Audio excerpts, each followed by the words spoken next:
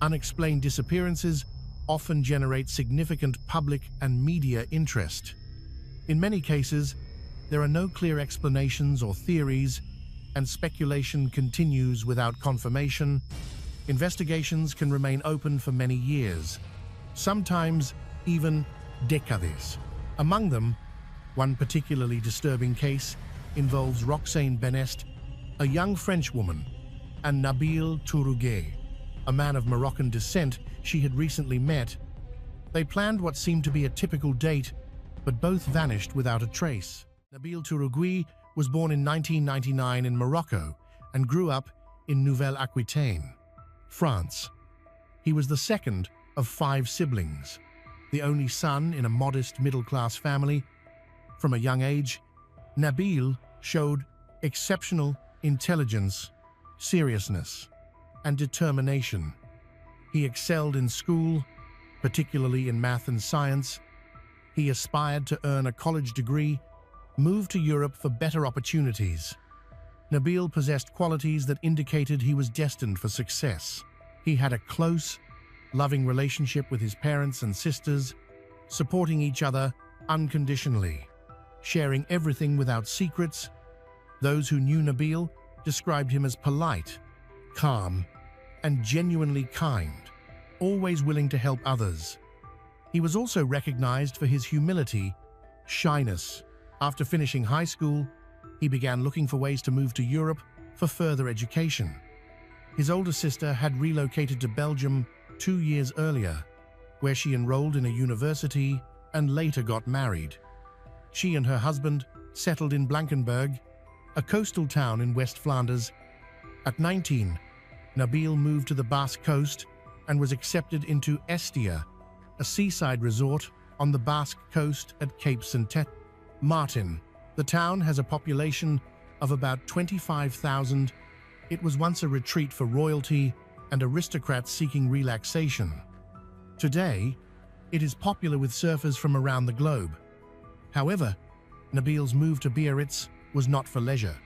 He was accepted into a respected engineering school where he quickly gained a reputation as a talented student.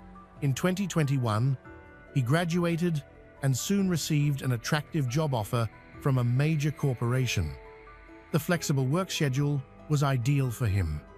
Nabil adapted well to life in France and formed a broad circle of friends. He remained closely connected to his family, regularly communicating with his parents and sisters, making annual visits home for holidays. He frequently visited his older sister, providing her support in various ways, even became the godfather of her child. Roxane Benest was born in 2001 in Saint-Laurent-de-Série, Charente. She grew up in a modest, middle-income family as the middle child of 3 siblings, with an older sister and a younger brother. Her parents prioritized their children's education and worked hard to help them build a bright future. Although Roxane wasn't the top student in school, she was known for her big heart and her desire to help others. Her friends described her as kind, generous, hardworking. Roxane had a natural talent for connecting with people, enjoyed activities like reading, drawing, and photography. After graduating from high school, she moved to Le Ben, near Biarritz, and worked as a nursing assistant, aide-soignante, in a retirement home. Shortly after, she began working as a caregiver in a nursing home. Her colleagues and the residents consistently praised her compassion, kindness, and sense of responsibility. She treated everyone with warmth, understanding. Initially, to help with rent costs, after relocating to a new city, Roxane shared an apartment with 2 friends. However, once she secured steady employment and earned a reliable income, she moved into her own place in a quiet, residential complex on the edge of town. Roxane maintained a close relationship with her parents, sister, and brother, which is why she made it a priority to return home for family gatherings on weekends whenever possible. Roxane worked long hours and frequently felt tired. Her hectic schedule left her with little time to socialize beyond her co-workers and the people she cared for at work. However, she never voiced her frustrations. Roxane believed that things would improve in due time. To stay connected with friends, she maintained several social media profiles where she shared her interests. In January 2022, she met Nabil on one of these platforms. Nabil had been working hard and hadn't had much time for relationships. He rarely used social media, never thought of it as a way to meet someone special until he saw Roxane's profile. Her warm smile and kind energy instantly attracted him, prompting him to send her a message. Roxane accepted his friend request, soon found herself enjoying their connection. At first, their conversations were casual, fun, but they quickly realized they had a lot in common, including shared interests and similar outlooks on life. Talking became a daily habit for them. They exchanged phone numbers and started having regular conversations, sometimes lasting for hours. Neither of them had any particular goals. They were just enjoying each other's company. They chose to take their time, really get to know one another, instead of rushing into anything. During a visit with his older sister, Nabil mentioned that he had met someone who felt like a kindred spirit. Meanwhile, Roxane told her sister about her new friend, describing Nabil as kind, thoughtful, and intelligent. Their busy work schedules made it hard to meet in person, even though they lived only a few dozen miles apart.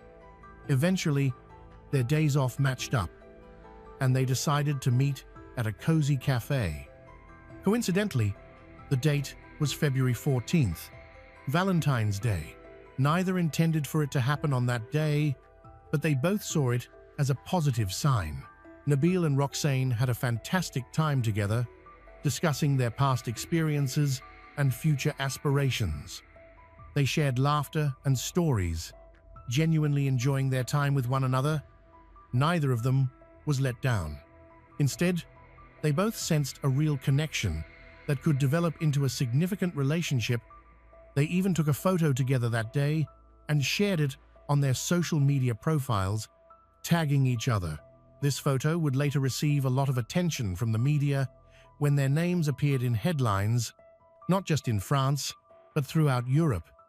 In the picture, they looked happy and relaxed.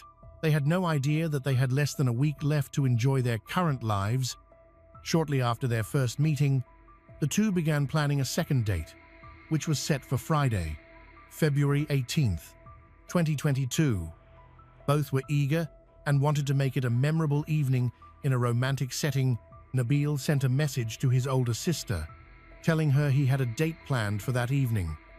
He didn't provide any details about the girl or her name, but he hinted that he hoped to introduce her to the family soon. That Friday was a lovely sunny day, lasting until sunset.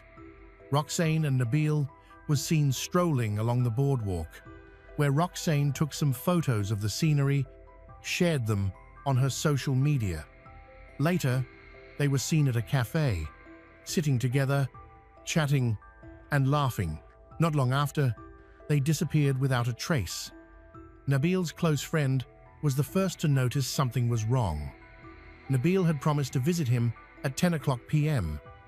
that night to help him with an engineering project for his final thesis. Nabil said he would come after dropping off his date, but he never arrived, neither that night nor the next morning. He wasn't replying to messages, and calls went straight to voicemail, indicating his phone was likely turned off. This behavior was completely out of character for Nabil, who was known for being reliable and keeping his promises. If something unexpected had happened, he would have communicated it to someone concerned. Nabil's friend reached out to Nabil's sister. She quickly informed their parents and alerted the local authorities. On February 19th, Roxane was supposed to work her shift, but she never arrived, which was unusual for her as she was a reliable employee who had never been late before. Her phone went unanswered, and her messages on all platforms were also ignored. That same day, Roxane's co-workers reached out to her parents to inform them that she was missing. Her family immediately went to Biarritz. Roxane's older sister had a spare key to her rental apartment. But when they arrived, all of Roxane's belongings were still there, and there were no signs of a struggle or that she had packed in a hurry. No one had heard from Roxane since the previous evening, and her friends and colleagues had not seen or spoken to her during that time. All they knew was that she had gone on a date with a guy she met online. Concerned, her parents quickly filed a missing person report with the local police. Initially, reports for both Roxane and Nabil were handled separately because no one could confirm who they had gone out with. However, both families later mentioned that the authorities seemed to lack urgency in addressing the cases, even stating that both individuals were adults who had the right to privacy and weren't required to keep their families informed about their whereabouts. Due to the lack of urgency from authorities, both families decided to take matters into their own hands and started organizing searches through social media. Roxane's sister discovered the name of the man Roxane was supposed to meet and found his social media profile. There, she came across a post from his family indicating that he was also missing and had not been heard from since Friday. Simultaneously, Nabil's sister found Roxane's profile and saw pictures of them together. On Sunday, February 20th, the families of Roxane and Nabil finally connected. Initially, there was tension and distrust between them. Roxane's family feared that Nabil might have harmed their daughter, while Nabil's family worried that Roxane might have influenced their shy son negatively. However, they soon recognized that they were facing the same tragic situation and began working together to search. The families worked hard to find anyone who might have information about Roxane and Nabil's location. They created social media groups to share photos of Roxane and Nabil, asking the public for tips that could assist in the investigation. Friends, colleagues of both individuals joined in, printing flyers, distributing them throughout the community. The flyers included important details to identify them. Roxane had several distinctive tattoos. Nabil had a noticeable birthmark. Additionally, both of their cars were missing. Nabil drove a silver Renault Clio 3, and Roxane recently purchased a blue Peugeot. The families also organized searches for the vehicles on their own, but those efforts did not yield any results. The police launched a full search on Monday morning, more than 48 hours after Roxane and Nabil were last seen. The delay was based on the belief that they might have taken an unplanned weekend trip without telling anyone. However, as time passed and their phones stayed off, it became apparent that something was seriously wrong. Sadly, this meant that crucial time had already been wasted. Investigators confirmed that Roxane and Nabil was last seen together at a fast food restaurant, with several eyewitnesses and surveillance footage confirming their presence. However, their cars were not located in the nearby parking lot. Since that area tends to be very busy on Friday nights, they may have parked farther away due to a lack of available spaces. The theory was quickly backed up by new evidence. Roxane's car was found parked in a small side street nearby. Everything inside seemed untouched. There were no signs of struggle, no stains, and nothing appeared out of order. This led investigators to believe that they may have chosen to continue their night elsewhere and left in Nabil's car. However, their destination remained unclear. 2 days later, Nabil's car was discovered parked near the Biarritz Lighthouse, a popular tourist spot on a cliff. Unfortunately, there were no surveillance cameras in that area, making it impossible to know what time Roxane and Nabil arrived. The only camera located at the lighthouse had stopped working weeks before, leaving no recorded footage. Investigators found several personal items belonging to both Roxane and Nabil inside Nabil's car. Roxane's phone was mounted on the dashboard in GPS mode. Although it was fully charged, it hadn't been used after a certain point, which helped authorities trace the couple's exact movements. In the back seat, there was Nabil's laptop, and on the passenger seat, Roxane's purse with her keys. cash, bank cards. It seemed as though they had only stepped out for a moment, planning to come back soon. There were no signs of foul play in the car, only their fingerprints were present, and everything appeared undisturbed. Investigators quickly ruled out robbery or any targeted attack. The only item missing was Roxane's camera, which she likely took with her to capture photos that evening. Her phone eventually died, while Nabil's last phone signal was recorded around 6:30 p.m. from a location near the Virgin Rock viewpoint on the way to the lighthouse, which offers stunning views of the Atlantic Ocean. This route features several lookout terraces built into the cliffside.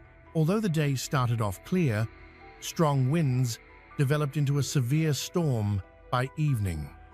The rough weather along the coast became particularly dangerous, with violent waves crashing against the cliffs. Peak storm conditions aligned with the last recorded activity from Nabil's phone, indicating Roxane and Nabil was at the lighthouse at that time. Based on the evidence gathered, investigators pieced together the following scenario. After dining at a restaurant, Roxane and Nabil chose to visit a lighthouse to watch the sunset. Roxane, an avid photographer, brought her camera to capture the beautiful scenery. While they were at one of the lookout points, the weather suddenly turned severe. As they attempted to return to their car, they were hit by large waves that lashed against the cliffs, possibly sweeping them away. Most evidence supported this version of events, leading law enforcement to initially determine that there was no foul play involved and consider closing the case.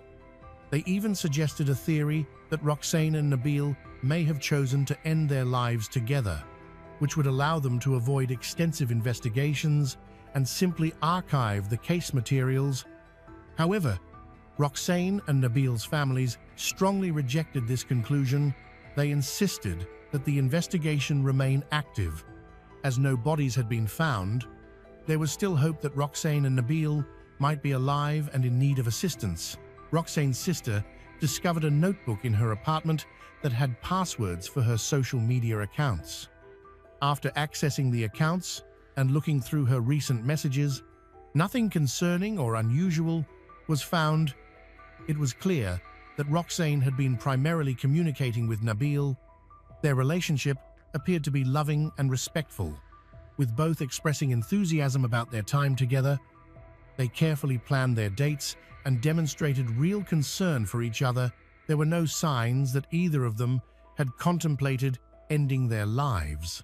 Law enforcement stated that all options were still being explored until Nabil and Roxane were located, whether alive or deceased.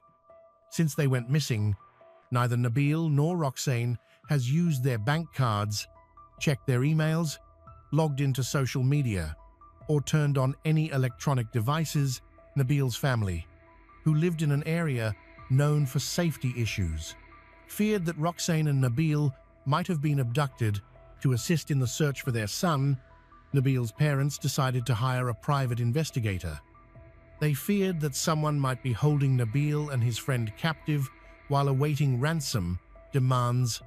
Unfortunately, they never received any communication indicating that was the case. Meanwhile, Roxane's family leaned more toward the official theory that Roxane and Nabil had been caught in a tragic accident. There had been previous incidents at the same cliff near the lighthouse where tourists were swept away by rough waves. Still, Roxane's relatives insisted that the couple couldn't be declared deceased until their remains were recovered. Due to the ongoing storm, search efforts at sea were limited to helicopters and drones, as it was too dangerous to send in boats or divers. By the time the weather calmed down, too much time had passed, and no trace of there could be found. More than 3 years and 8 months have passed since Roxane and Nabil disappeared on February 18, 2022, and the case is still open. Initially, the search focused on nearby towns, but it has now expanded to include neighboring European countries where remains could potentially be found under certain conditions. While the search began with physical descriptions, both families later provided DNA samples to help identify any unidentified remains that might be discovered. Unfortunately, despite these efforts, no trace of Nabil or Roxane has been found. Both families have often voiced their frustration with what they see as the police's slow response. Right from the beginning, investigators seemed to believe that Roxane and Nabil had drowned and did not explore other possibilities, which led the relatives to take action themselves. Months later, it was found that a small hotel near the lighthouse had a surveillance camera that recorded part of the path to the lookout point. That footage could have revealed whether Nabil and Roxane went that way. Sadly, no one requested the recordings, and they were automatically deleted after 30 days. The most troubling aspect is that, even after all this time, neither Roxane and Nabil's bodies nor their belongings, including Roxane's camera, have been located. For many years, the families have contacted agencies in Spain, the UK, and other countries to ask about any unidentified remains. Nabil's family still holds on to hope that he might be alive, but unable to contact anyone because he is being held somewhere. Both families are still pushing for the case to remain open. They are sharing their story through various media outlets, bloggers, and influencers, hoping someone will eventually provide information about what happened to Roxane and Nabil on February 18th, 2022.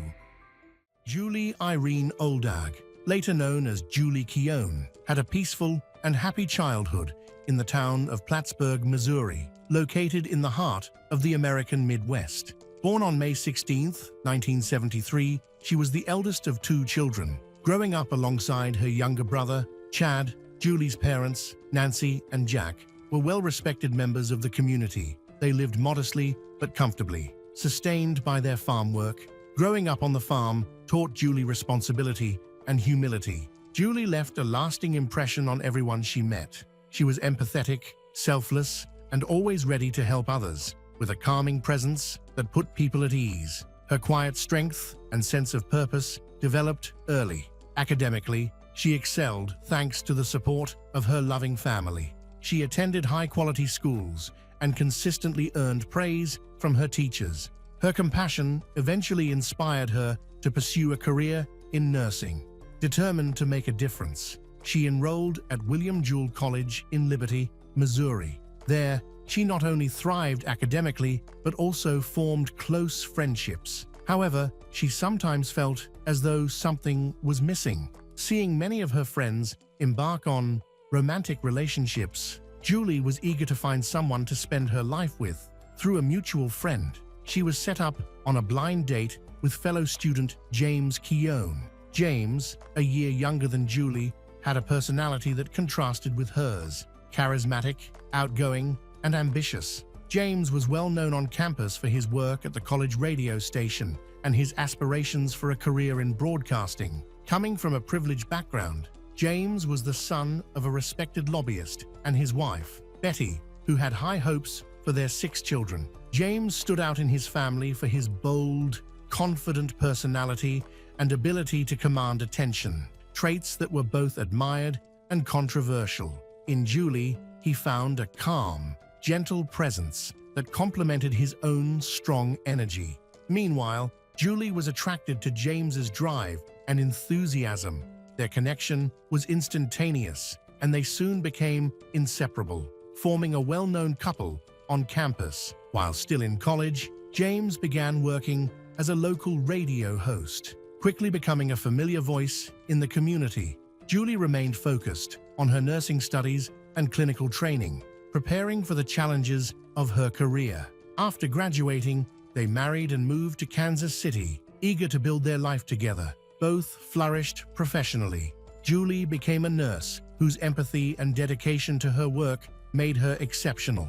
She treated each patient with care and respect, earning the admiration of her colleagues and superiors. Meanwhile, James continued to advance in his radio career, managing roles at 2 stations and steadily building his reputation. Together, they appeared to have a perfect life, young, ambitious, and dedicated to their professions. Their relationship was built on shared values, mutual support, and a balance of Julie's calm demeanor and James's outgoing nature. However, as James's career grew, so did the demands on his time. His schedule became packed with meetings and side projects, leaving little time for rest or quality time together. Although their home was filled with love, it often felt empty due to their busy lives. Both juggled early mornings, long days, and late nights, caught up in a fast-paced rhythm. Despite his hectic schedule, James made an effort to keep their relationship strong. He surprised Julie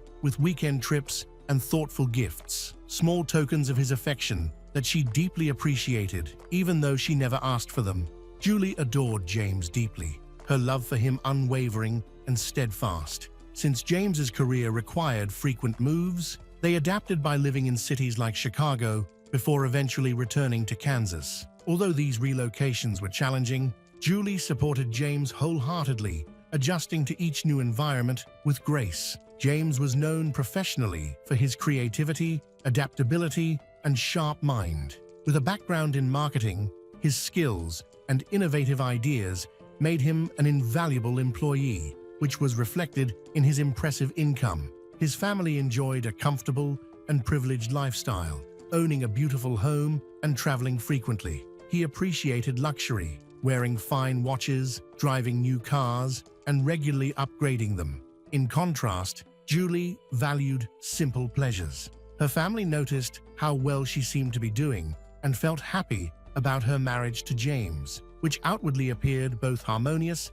and successful. As time passed, relatives began to inquire about their plans to have children. However, for James and Julie, this was a painful subject. They had been trying to conceive for years without success, despite undergoing countless tests, consulting specialists, and exploring every available option. There was no medical explanation for their infertility. Despite the hardship, they remained hopeful and continued with their lives, bearing the heavy weight of uncertainty.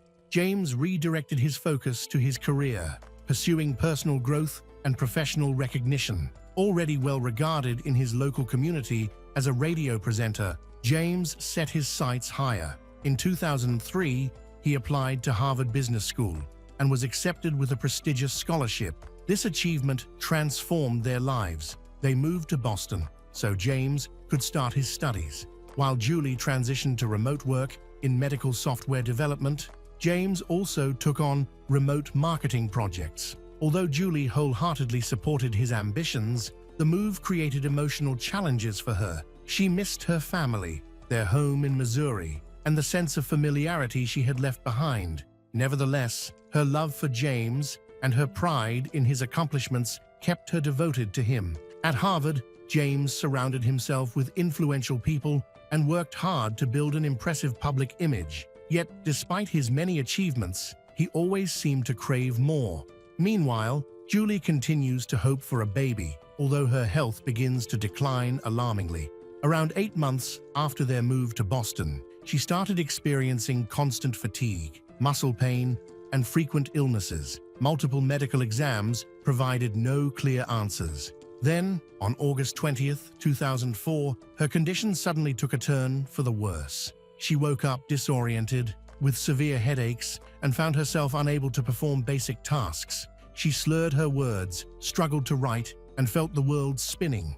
Alarmed, James rushed her to the hospital, where her symptoms quickly worsened. Doctors immediately recognized the seriousness of her condition and conducted urgent tests. Suspicion fell on her kidneys as her health declined rapidly. By August 2004, Julie received life-changing news: her kidneys were no longer functioning properly. This became the first real clue to her long-standing health struggles, including infertility, though the connection was not fully understood. Despite extensive testing, her symptoms, muscle weakness, confusion, and fatigue did not align entirely with typical kidney failure cases. Some doctors initially suspected that Julie might have a rare kidney condition, but they were unable to arrive at a definitive diagnosis. After spending 3 days in the hospital, her condition unexpectedly improved without any clear medical intervention. With no solid explanation for her symptoms beyond potential kidney issues, she was discharged. Although the doctors were baffled, her symptoms eased, and she became eager to move forward, hoping to recover both emotionally and physically.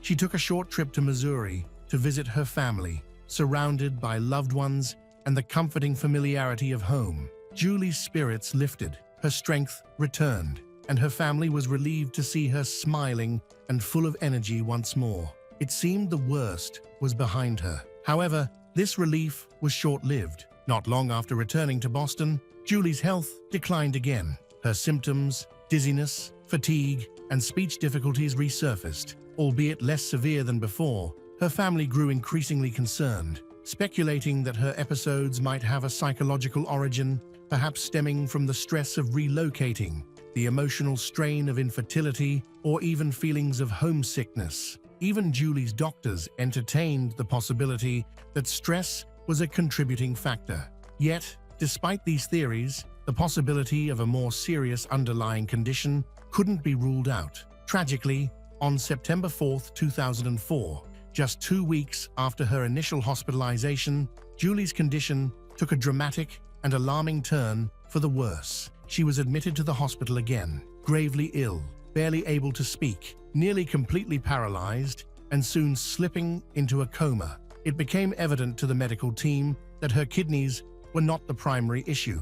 Something far more destructive and mysterious was ravaging her body. Despite extensive testing, the doctors were unable to pinpoint the cause, and Julie's organs began to fail one by one. In an unexpected breakthrough, a nurse made a critical suggestion: conduct a toxicology screening.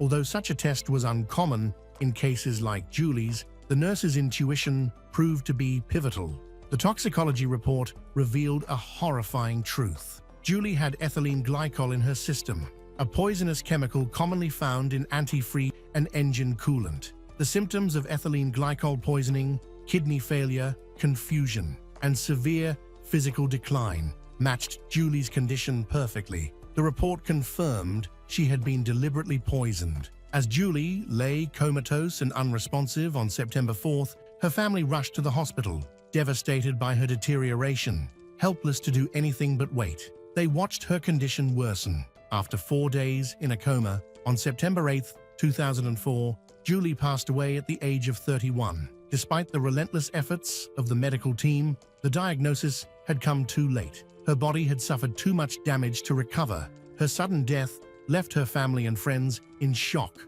Only days earlier, she had been laughing and talking with her loved ones. Now, she was gone. The toxicology findings immediately raised suspicions of foul play. Julie's parents were convinced that someone had intentionally poisoned her, and all signs pointed to someone close to her. Suspicion quickly fell on her husband, James. Detectives launched an investigation, as the presence of ethylene glycol automatically triggered a criminal inquiry. They gathered medical records, household items, and witness statements to piece together what had happened. Publicly, James presented himself as a grieving widower, expressing shock and sorrow over Julie's untimely death. He denied any involvement, even speculating that she might have accidentally or intentionally ingested antifreeze during a moment of depression brought on by her health struggles, their move to Boston, and their inability to conceive. However, not everyone believed his claims. The nurse who initially suggested the toxicology screening later reported that James's behavior during Julie's hospital stay had been unsettling. He often dominated conversations with doctors, frequently answering questions on Julie's behalf and giving the impression that he was controlling her care. Some people argued James's actions were likely a result of Julie's illness. Perhaps he was simply trying to advocate for her when she couldn't speak for herself. However, others found his behavior suspicious. At one point, James even suggested a peculiar theory, claiming that Julie might have mistakenly consumed antifreeze, believing it to be a different liquid. Investigators became more suspicious upon learning that Julie had a $250,000 life insurance policy. At first glance, this might not seem like a strong motive for her husband, James, who seemed to live a comfortable life. However, doubts began to arise. Was James as wealthy as he appeared, or was his wealth just an illusion? Shortly after Julie's death, a new clue came to light. The landlord of James and Julie's Boston apartment contacted the authorities after James suddenly disappeared, leaving the apartment and abandoning personal belongings such as Julie's wedding dress, their wedding rings, and photos from their wedding. Items a grieving husband would typically treasure. It was soon revealed that James had returned to Missouri, where he began a new job as a talk show host at a local radio station, seemingly eager to start afresh. Investigators uncovered troubling details about James's life in Boston. He hadn't paid rent for months, his luxury car had been repossessed, and, shockingly, he had forged a letter claiming he had been accepted into Harvard Business School, a lie he used to justify working remotely for a marketing company. This company had hired him for a high-paying project to design a website, but he failed to deliver results and appeared to lack the necessary skills for the job. Instead, he embezzled funds allocated for the project. His resume was filled with fabricated job experiences, including positions at companies where he had never worked. Even Julie, his wife, was unaware of the full extent of his deceit. Despite pretending to go to work, buying new furniture, and maintaining a luxurious lifestyle, James's financial troubles deepened. He had no stable income. His utilities were about to be cut off, and he was drowning in debt. At some point, Julie's life insurance policy became a potential solution to James's mounting financial problems. Back in Missouri, James shared inconsistent stories about Julie's death with his new acquaintances. Some say she died of a mysterious illness. Others say she harmed herself. When asked what he planned to do with the insurance money, he casually remarked that he would buy a BMW. He also mentioned dating someone new and wanting to start a family. As suspicion grew, investigators turned their attention to James. Although his behavior raised numerous red flags, the evidence against him remained circumstantial. Friends recalled James confidently boasting that he couldn't be convicted because there was no direct proof. Oddly, however, he never explicitly denied involvement in Julie's death. Investigators conducted thorough searches of his Boston apartment, his family's property, and his home in Missouri, but nothing incriminating was found until they examined his computer. Despite his attempts to wipe his hard drive clean, forensic experts recovered disturbing internet searches, such as how to get rid of someone and antifreeze poisoning. These searches aligned with Julie's toxicology results. Investigators also discovered that James had encouraged Julie to drink Gatorade weeks before her death, claiming it was good for her health. Toxicology tests would later reveal that she had been poisoned with ethylene glycol, the main ingredient in antifreeze, over an extended period, explaining the mysterious illness she suffered before her death. Based on this evidence, prosecutors began building their case. In 2005, James was arrested, and his trial began in 2008. Although much of the evidence was circumstantial, it painted a consistent and damning picture of James, his financial ruin, fraudulent lifestyle, and the timing of Julie's poisoning all pointed to him. Many who had once admired James were shocked to learn the extent of his lies, though some described him as a loving husband and found it difficult to believe he could commit such a calculated crime. The defense argued that Julie may have deliberately or accidentally ingested the antifreeze herself, citing her emotional struggles with poor health and infertility. They also questioned the reliability of the toxicology reports, suggesting there was no concrete evidence that James had administered the poison. Despite their efforts to cast doubt the search history, James's encouragement for Julie to drink Gatorade, the life insurance motive, and his pattern of deceit proved overwhelming for the jury. Although no physical container of antifreeze was found, the evidence revealed Julie had been gradually poisoned. In her final weeks, she had confided in friends that James had been attentive and had repeatedly urged her to drink Gatorade, despite her dislike of it. What is most suspicious is that after Julie passed away, James rushed to claim the insurance money and quickly moved on with his life, making his behavior even more suspicious. In 2008, James Keown was convicted of first-degree murder and sentenced to life in prison without the possibility of parole. The court concluded that he had deliberately and methodically poisoned his wife by spiking her drinks with ethylene glycol, ultimately causing her death. To this day, James continues to maintain his innocence. However, Julie's family firmly believes that justice was appropriately served. In 2017, the Massachusetts Supreme Judicial Court upheld his conviction, stating that the evidence against him was overwhelming. Julie Keown, remembered as a compassionate nurse, a devoted wife, and a loving daughter, was tragically taken from the world far too soon. Her kindness, sincerity, and grace live on in the memories of those who knew her and in the relentless pursuit of truth that arose following her untimely passing.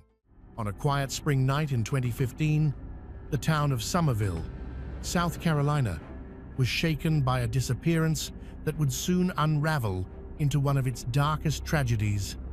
Ashley Pegram, a 28-year-old single mother of 3, disappeared after meeting a stranger online. This is not just the story of Ashley's final hours, it is a story of betrayal, of a family's desperate search for truth. It was spring 2015 in the quiet town of Somerville, near Charleston. Ashley, a hard-working single mom raising 3 young children, had connected with someone on the app Meet Me. They had also been messaging on Kik for about a month before deciding to meet in person. On the evening of the 3rd of April, 2015, around 9:30 p.m., Edward picked her up from her home in a Hyundai Sonata. The next morning, Ashley's family received a message claiming she had been dropped off at a gas station because she was too drunk. But that story didn't make sense. Ashley wasn't the type to disappear without checking in, especially with her kids waiting at home. Panicked, her family immediately reported her missing, leading to a community search and an urgent police investigation. To truly understand why Ashley's disappearance struck such a deep chord, we need to look at the woman behind the headlines. Ashley Pegram grew up in Somerville, South Carolina, in a close-knit family that valued togetherness. She shared a modest home with her mother and sister, Brandy Chance, sometimes even sharing one phone for the whole household. At just 28 years old, Ashley was already a devoted mother of 3. Friends and family described her as a loving, playful parent, the kind of mum who turned chores into games and always put her kids first. But life hadn't been easy. Years earlier, the father of her sons had passed away, leaving her to grapple with grief. At times, she leaned on alcohol to cope with the pain, though her mother made sure those struggles never touched the children. That April evening, Ashley told her family she was heading out for a casual night, just a drink or two. She wore jeans, a gray sweater, and new shoes, keeping it simple. When Edward Bonilla, 30, the man she had been talking to, arrived in his Sonata, he didn't come to the door or introduce himself. He just waited in the car, which struck her family as odd. Still, Ashley got in, and the two drove off. They ended up at a bonfire hosted by Edward's brother. It was a casual gathering. People around a fire, others playing ping pong in the garage. Ashley seemed relaxed, chatting with people she'd never met before. One attendee later recalled that Ashley was friendly and easy to talk to. She had a couple of beers from the 6-pack she'd brought, but showed no signs of intoxication. She was steady, engaged, and in control. By about 11:45 p.m., Edward decided it was time to leave. Ashley wasn't in a hurry. She still had beer left and seemed to want to stay, but he took the rest of her 6-pack and ushered her out. Just after midnight on April 5th, they pulled into a gas station on College Park Road. Security cameras captured Ashley going inside at 12:04 a.m., using the restroom, and leaving at 12:11 a.m. She appeared fine, calm, and composed. She got back into the Sonata, and the two drove off together. After that, according to Edward's later account, things got heated in the car. He said Ashley started yelling, accusing him of stealing her mum's phone. even though she hadn't taken the family phone with her that night. He claimed she became so upset that she wandered out near a mobile home park, which was only about 1.5 miles from her house. He said he let her out there to use the bathroom again and then drove off after the argument, assuming she would walk home, but as the hours passed and Ashley never returned, it became clear something far more sinister had happened that night. Ashley's house was silent that night. Her usual, "Mom, I'm home," never came. At 3:29 a.m., Edward sent a kick message to the family phone, saying he hoped Ashley was okay.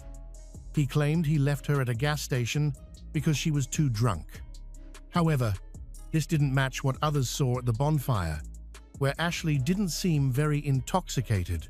By morning on the 4th of April, the silence became unbearable. Ashley's mother noticed she hadn't returned, so she checked the phone and saw Edward's message. Her sister, Brandy, immediately began calling his number over and over. When Edward finally called back, his story shifted. Now he claimed he'd dropped Ashley near a mobile home park. That sudden change sent alarm bells ringing. Brandy and her mother rushed out, walking the dark roadside near the park, peering into ditches, terrified she might have fallen or been struck by a car. They found nothing. Still, Brandy couldn't shake the sinking feeling in her chest. As hours passed with no sign of Ashley, panic grew. The family reached out to friends, spreading word of her disappearance. Everyone knew Ashley would never abandon her children. By that evening, her mother called dispatch to file a missing persons report. She laid out the details of the date, the late-night messages, and just how out of character this was. With those early red flags, the Dorchester County Sheriff's Office quickly took action. Detective Sergeant Martin was assigned on the 7th of April. Just days after Ashley was last seen, he started where most cases begin. With the people closest to her, Brandy recounted everything: the shared family phone Ashley had left behind, the 3:29 a.m. kick message, and Edward's inconsistent stories. Martin quickly saw that this wasn't a case of someone walking away from their life. Ashley had no history of disappearing. She was a devoted mother, with no enemies, no bitter disputes. Her world revolved around her kids. Friends and neighbors echoed the same picture. Ashley was lively, photogenic, the kind of person who lit up family gatherings. No one recalled seeing strange cars beyond Edward's Sonata that night, nor hearing arguments near the house. Still, some hinted at her vulnerability, saying grief sometimes led her into impulsive choices. One friend remembered Ashley was depressed, making poor decisions and things like that because of it. Neighbors joined the family in combing ditches and wooded lots, but the searches came up empty. Police pushed flyers, took in tips, and monitored social media, but no breakthrough came. Then came Edward. On the 8th of April, at 6:00 p.m., he walked into the sheriff's office for an interview. At first, he seemed cooperative. He outlined his story, picking Ashley up, going to the bonfire, her drinking, the stop at the gas station, the argument about a stolen phone, and finally dropping her near the mobile home park. He even pointed to a scuff mark on his car's front right quarter panel, claiming Ashley had kicked it in anger. But Martin's eyes caught a detail Edward didn't expect. The mark wasn't shaped like a normal kick. It was narrow at the bottom and wider at the top, exactly the kind of impression you'd see if someone had been on their back, kicking upward. Edward also slipped in small lies, like claiming he was unemployed due to an ankle injury, that raised even more suspicion. Investigators moved fast to test his story. They pulled security footage from the gas station on College Park Road.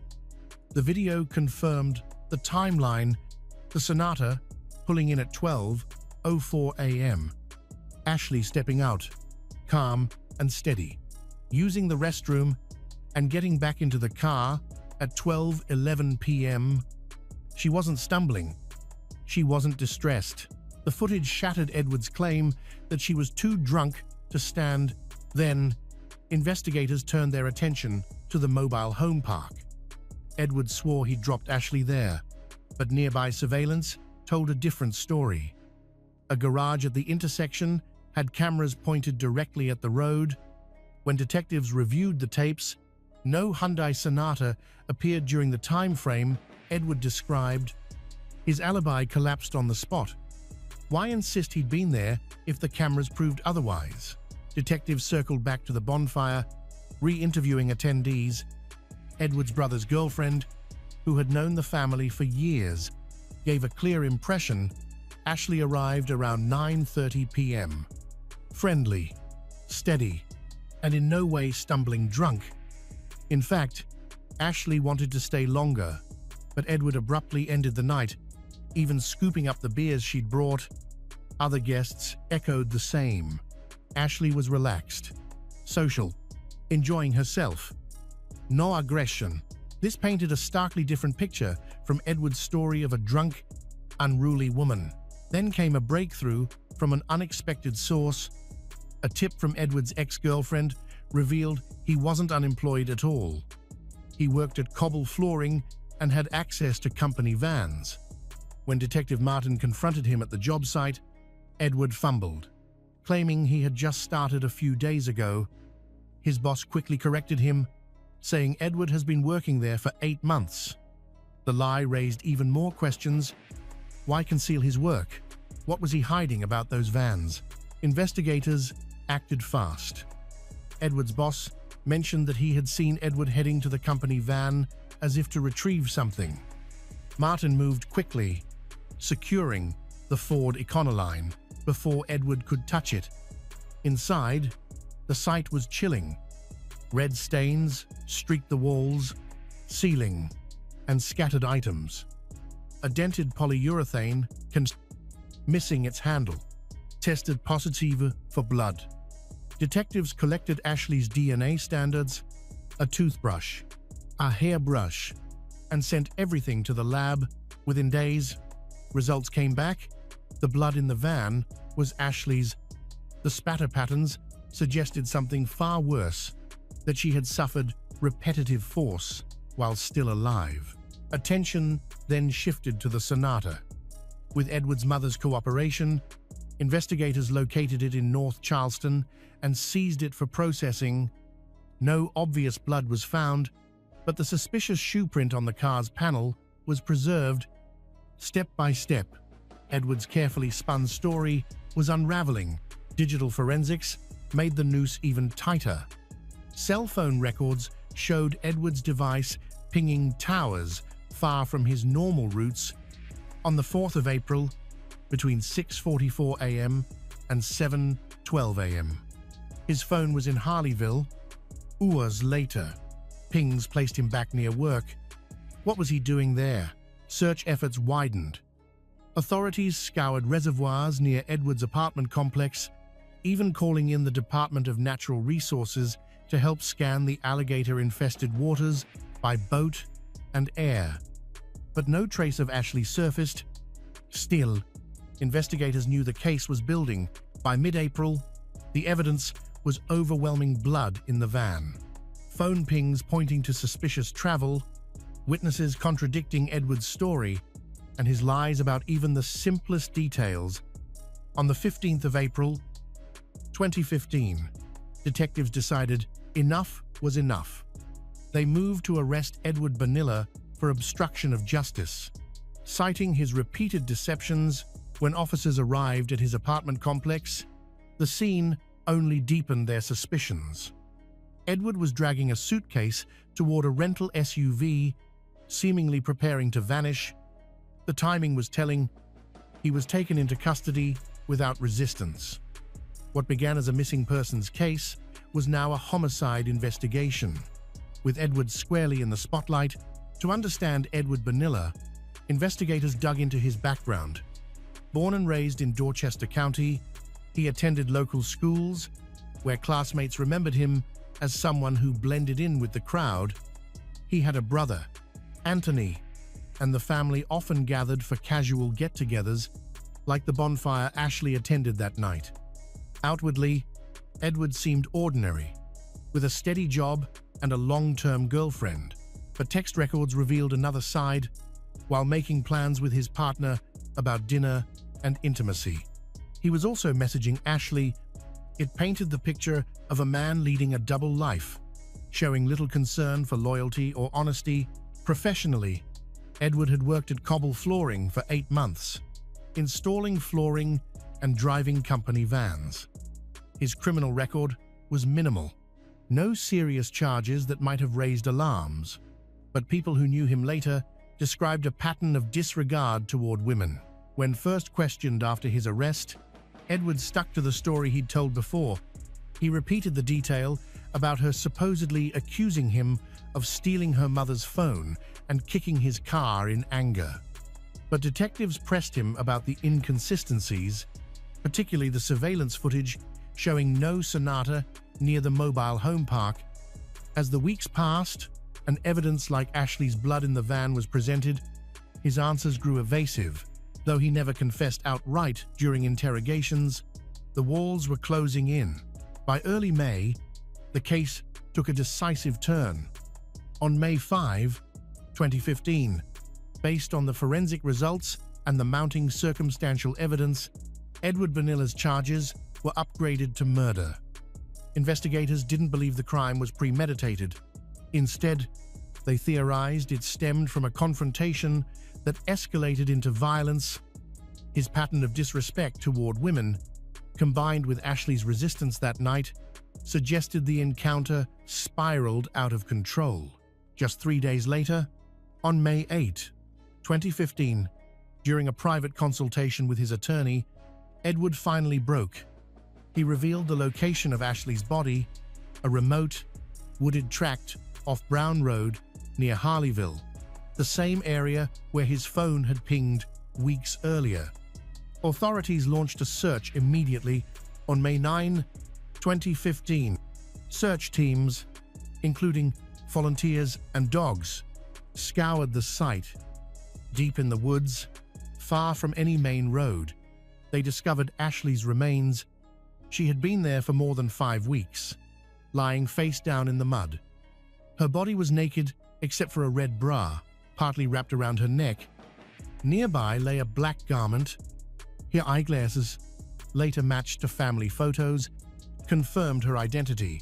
Black electrical tape was still looped around her right wrist and neck. Clear evidence of restraint. The autopsy ruled her death a homicide by violence. Discolorations on her scalp were consistent with repeated blunt force trauma. Even after the discovery, Edward's story shifted only slightly. He suggested that restraint during the altercation had gone wrong, but he stopped short of taking full responsibility.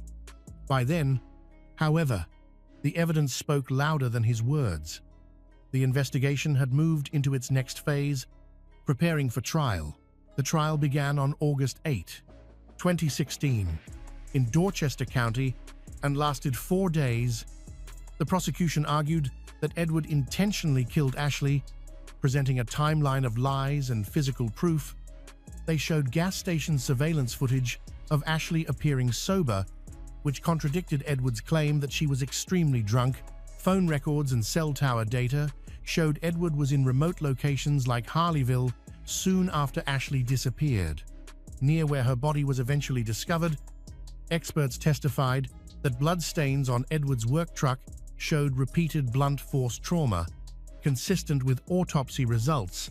The prosecution also pointed out that Ashley had a muscle relaxant called cyclohexanone in her system, which she had no reason to take, suggesting she was drugged without her knowledge.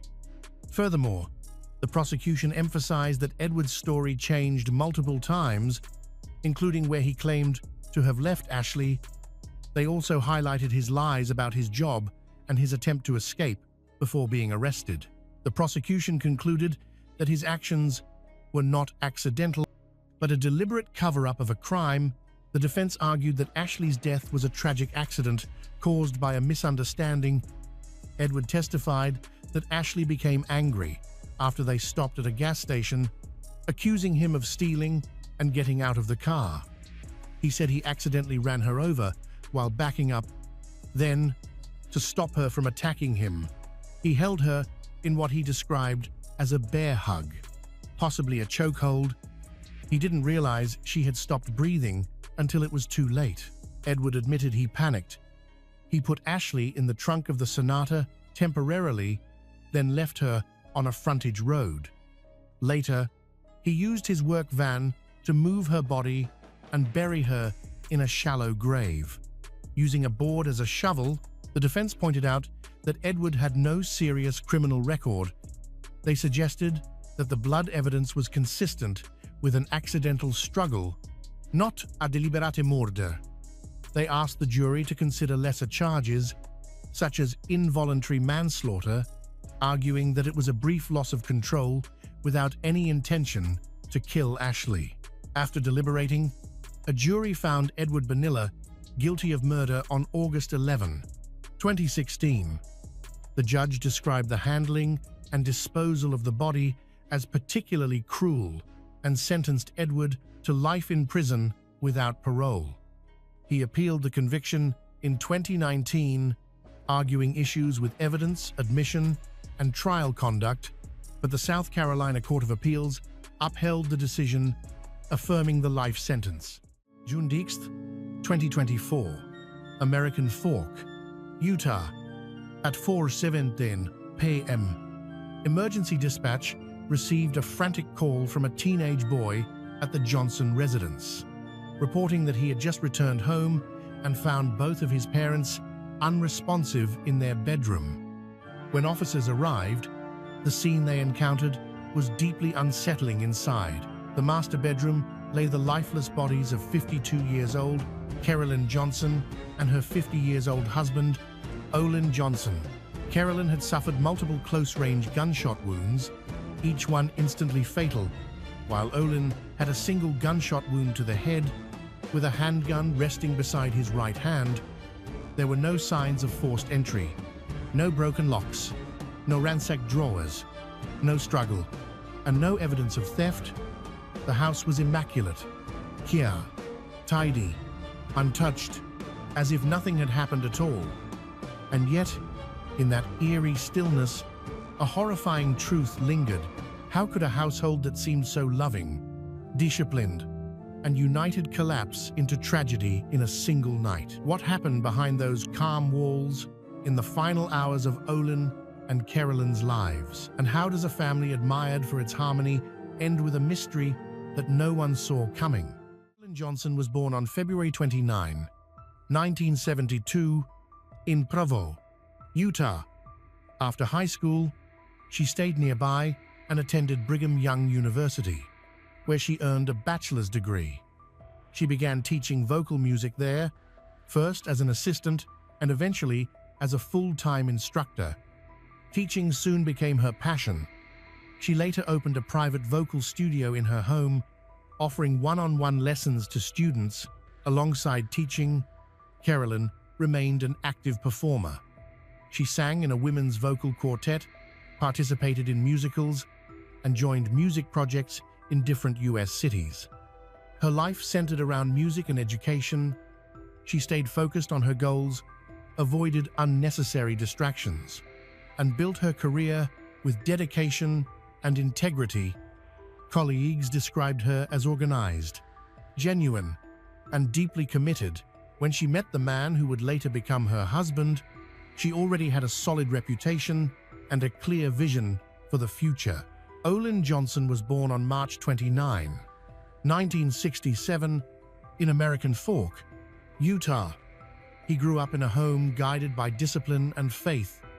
From an early age, he was known for being responsible, hardworking, and independent, always willing to help his parents.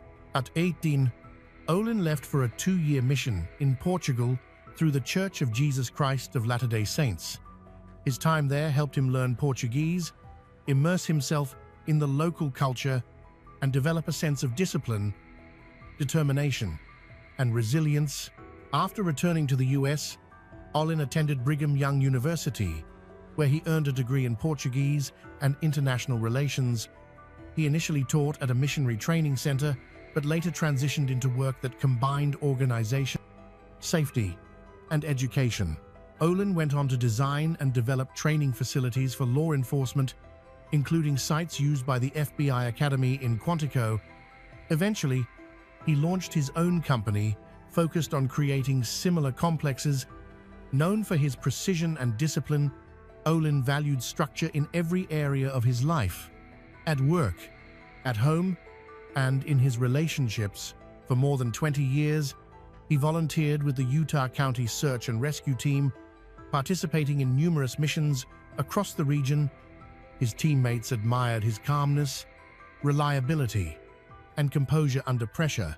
Olin and Carolyn met in the early 1990s at a small pastry counter inside a bookstore near the university where Olin worked part-time. They struck up a friendly conversation, brief but memorable. Olin asked for her phone number and called her that same evening. An ordinary moment that turned into the start of their life together. They married on April 24, 1992, in Salt Lake City, beginning a partnership that would last 32 years. Soon after marrying, they settled in American Fork, buying a spacious home worth about $1.5 million. Over time, they welcomed 6 children. Carolyn devoted herself to raising their family, emphasizing education and music. She helped nurture each child's musical talent, chose songs for performances, and faithfully attended every recital and competition. Olin encouraged their participation in sports, practiced karate with them, and joined in school and outdoor activities. Music filled their home. Someone was always singing or playing piano. Family photos lined the walls, capturing performances, vacations, and milestones. The large living room served as the heart of the household, a place for meals, conversations, and planning future adventures. The family led an active life filled with ski trips, hikes, and cross-country road trips. They traveled abroad to Europe and Australia and explored many national parks across the US. These experiences were more than vacations. They were opportunities to teach their children about the world and encourage independence. On social media, Carolyn often shares everyday moments of her family radiant smiles. Holiday gatherings, workout sessions, or cozy dinners at home. The image shows a neat and carefully tended home, with the family gathered together around the dining table. Her captions were brief, but filled with gratitude and affection. Olin appeared in fewer posts, yet always close to the family. From the outside, their life seemed almost idyllic. Neighbors saw them as a close-knit family, respectful and loving. Everything seemed solid and peaceful. But beneath that calm exterior, small cracks began to show, barely noticeable at first. Conversations became less frequent. Tense glances occasionally passed. Nothing too serious. At least at the time, by 2020, the Johnsons still seemed to live a peaceful, steady life. The older children were starting their own journeys. While the younger ones remained in school, everything was normal until one night, when everything changed. An argument broke out between Olin and Carolyn. What started as a minor disagreement quickly escalated. Screams and the sound of broken objects rang out. Their youngest son later remembered his father tossing belongings into the yard and breaking furniture. Frightened, Carolyn called for help. When police arrived, Olin was taken to the station to give a statement, and Carolyn followed soon after. Not long afterward, she withdrew her complaint, calling it a misunderstanding. The incident was not further processed and was considered a family dispute. With no signs of physical violence, once home, Olin and Carolyn avoided the subject, both with each other and with their family and friends. They told everyone it had been just a miscommunication, and life seemed to return to normal. Outwardly, things calmed down quickly, but that night, left an invisible fracture. There were no more loud arguments, but the tension lingered. Their son later said that after that night, his father withdrew further. Olin still kept up daily routines and cared for the family, but something had changed. He spoke less, spent more time alone, and seemed detached, more like a bystander in his own home. Signs of exhaustion re-emerged, symptoms that had troubled him years earlier. Before that confrontation, doctors had once described his condition as mild depression caused by work, stress, and overexertion. Medication had helped for a while, and he improved. But by 2020, as family tension grew and work pressures increased, those symptoms returned quietly. Olin stopped talking about his feelings and immersed himself in projects, working long hours and often skipping meals.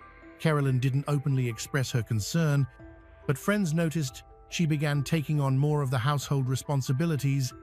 She focused on the younger children and managed daily tasks on her own, hoping things would get better as before.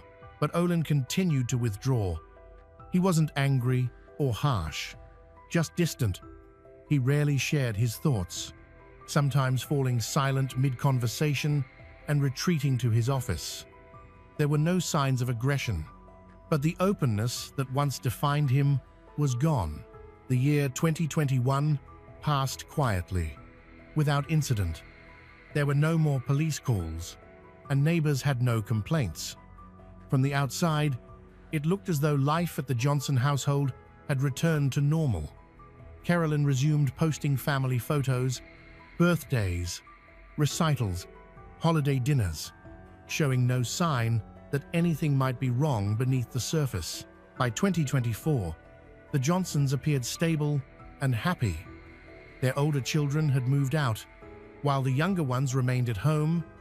Carolyn continued teaching, and Olin managed his business while volunteering in the community. They traveled and stayed connected with friends, seemingly thriving, but something began to shift again. Olin started sleeping less, spending long nights at his computer.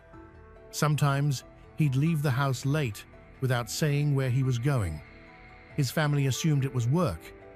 He never complained, but the fatigue was obvious. Colleagues later said he had grown noticeably quieter in those final months. Olin avoided small talk, especially about personal matters. Their home remained neat and furnished with the usual amenities. But the atmosphere had changed. The couple no longer argued, yet they didn't really talk either. Their conversations turned polite and distant, more like formal exchanges than real communication. At the time, no one thought much of it. It seemed unusual, but not alarming. No one realized that the silence was the calm before the storm. On June 10, 2024, an emergency call came in from American Fork. A teenage boy, clearly shaken, reported that he had just come home to find both his parents unresponsive. He gave his name, the address, and explained that he hadn't heard any noises or seen signs of a break-in. Officers were sent immediately. The Johnson home was in a quiet, upscale neighborhood where such events were unheard of. The front door was unlocked, and there were no signs of forced entry. The young man met the police at the door and silently led them to the master bedroom. There, they found Carolyn and Olin Johnson. It was immediately clear that both were deceased. Carolyn had several gunshot wounds to her chest and one to the head, all fired from very close range. Just a few feet away, Olin had a single gunshot wound to the temple. A handgun lay beside his right hand on the bed. Blood evidence and gunpowder traces covered the bedding and the floor. The gun was registered to Olin, and the bullets recovered at the scene matched the type of bullets used in this weapon. Only his fingerprints were found on the butt of the gun. Traces of gunpowder were also found on his palms, but Carolyn's were not. Ruling out her involvement in the shooting, there were no signs of a struggle, no defensive wounds or bruises on her body. Inside the home, Everything remained untouched. Valuables, electronics, and documents were all in their usual places, with no signs of forced entry or theft. Investigators focused on the blood spatter found near the living room floor, which matched Carolyn's DNA. This suggested that the first shots were fired downstairs and that her body was later carried to the bedroom. From this, investigators concluded that Olin had shot his wife, moved her to the bed, and then taken his own life. The medical examiner's report supported this sequence, estimating no more than 20 minutes between their deaths. Shortly after, the property was fully secured. Forensic teams documented the scene, collected evidence, removed the firearm, shell casings, and fabric samples. With all doors and windows locked from the inside and the alarm turned off, police ruled out any third-party involvement. News of the tragedy spread quickly. Reporters gathered outside the home that same evening. The quiet neighborhood, known for its peace and prosperity, suddenly became the focus of media attention. Coverage highlighted the striking contrast: a respected family, a successful businessman, a devoted music instructor, 6 children, and an inexplicable tragedy. Neighbors were in disbelief. They described the Johnsons as kind, calm, and close-knit. No one had ever heard raised voices or seen conflict. Some said they'd seen Olin and Carolyn just the night before, acting normal and showing no hint of tension. Local newspapers repeatedly highlighted the most puzzling part: why a family grounded in faith, admired for their kindness, with no apparent troubles. What could have led to this? Inside, investigators continued searching the house carefully. Every item was considered a possible clue. Phones, computers, and handwritten notes were all examined. Everything pointed to one conclusion: Olin had acted alone, calmly and with intent. By evening, Carolyn's body was taken to the Utah County morgue for autopsy. The results matched the scene findings: multiple closer-range gunshot wounds delivered deliberately. With no evidence of chaos, Olin died from a single gunshot to the temple. The wound's angle matched how he was found, and evidence showed the weapon had been in his own hand. After the tragedy in American Fork, speculation spread quickly. Some thought there had been a fight, while others suspected outside involvement. However, official findings pointed to a single conclusion: it appeared to be a personal matter, with no sign of third-party involvement. What confused everyone was how someone described as rational, kind, and dependable could be linked to something so tragic. The case quickly became the talk of the town. People kept asking how a man so devoted to his family could cause such devastation in moments. Investigators started their work right after the autopsy results were released.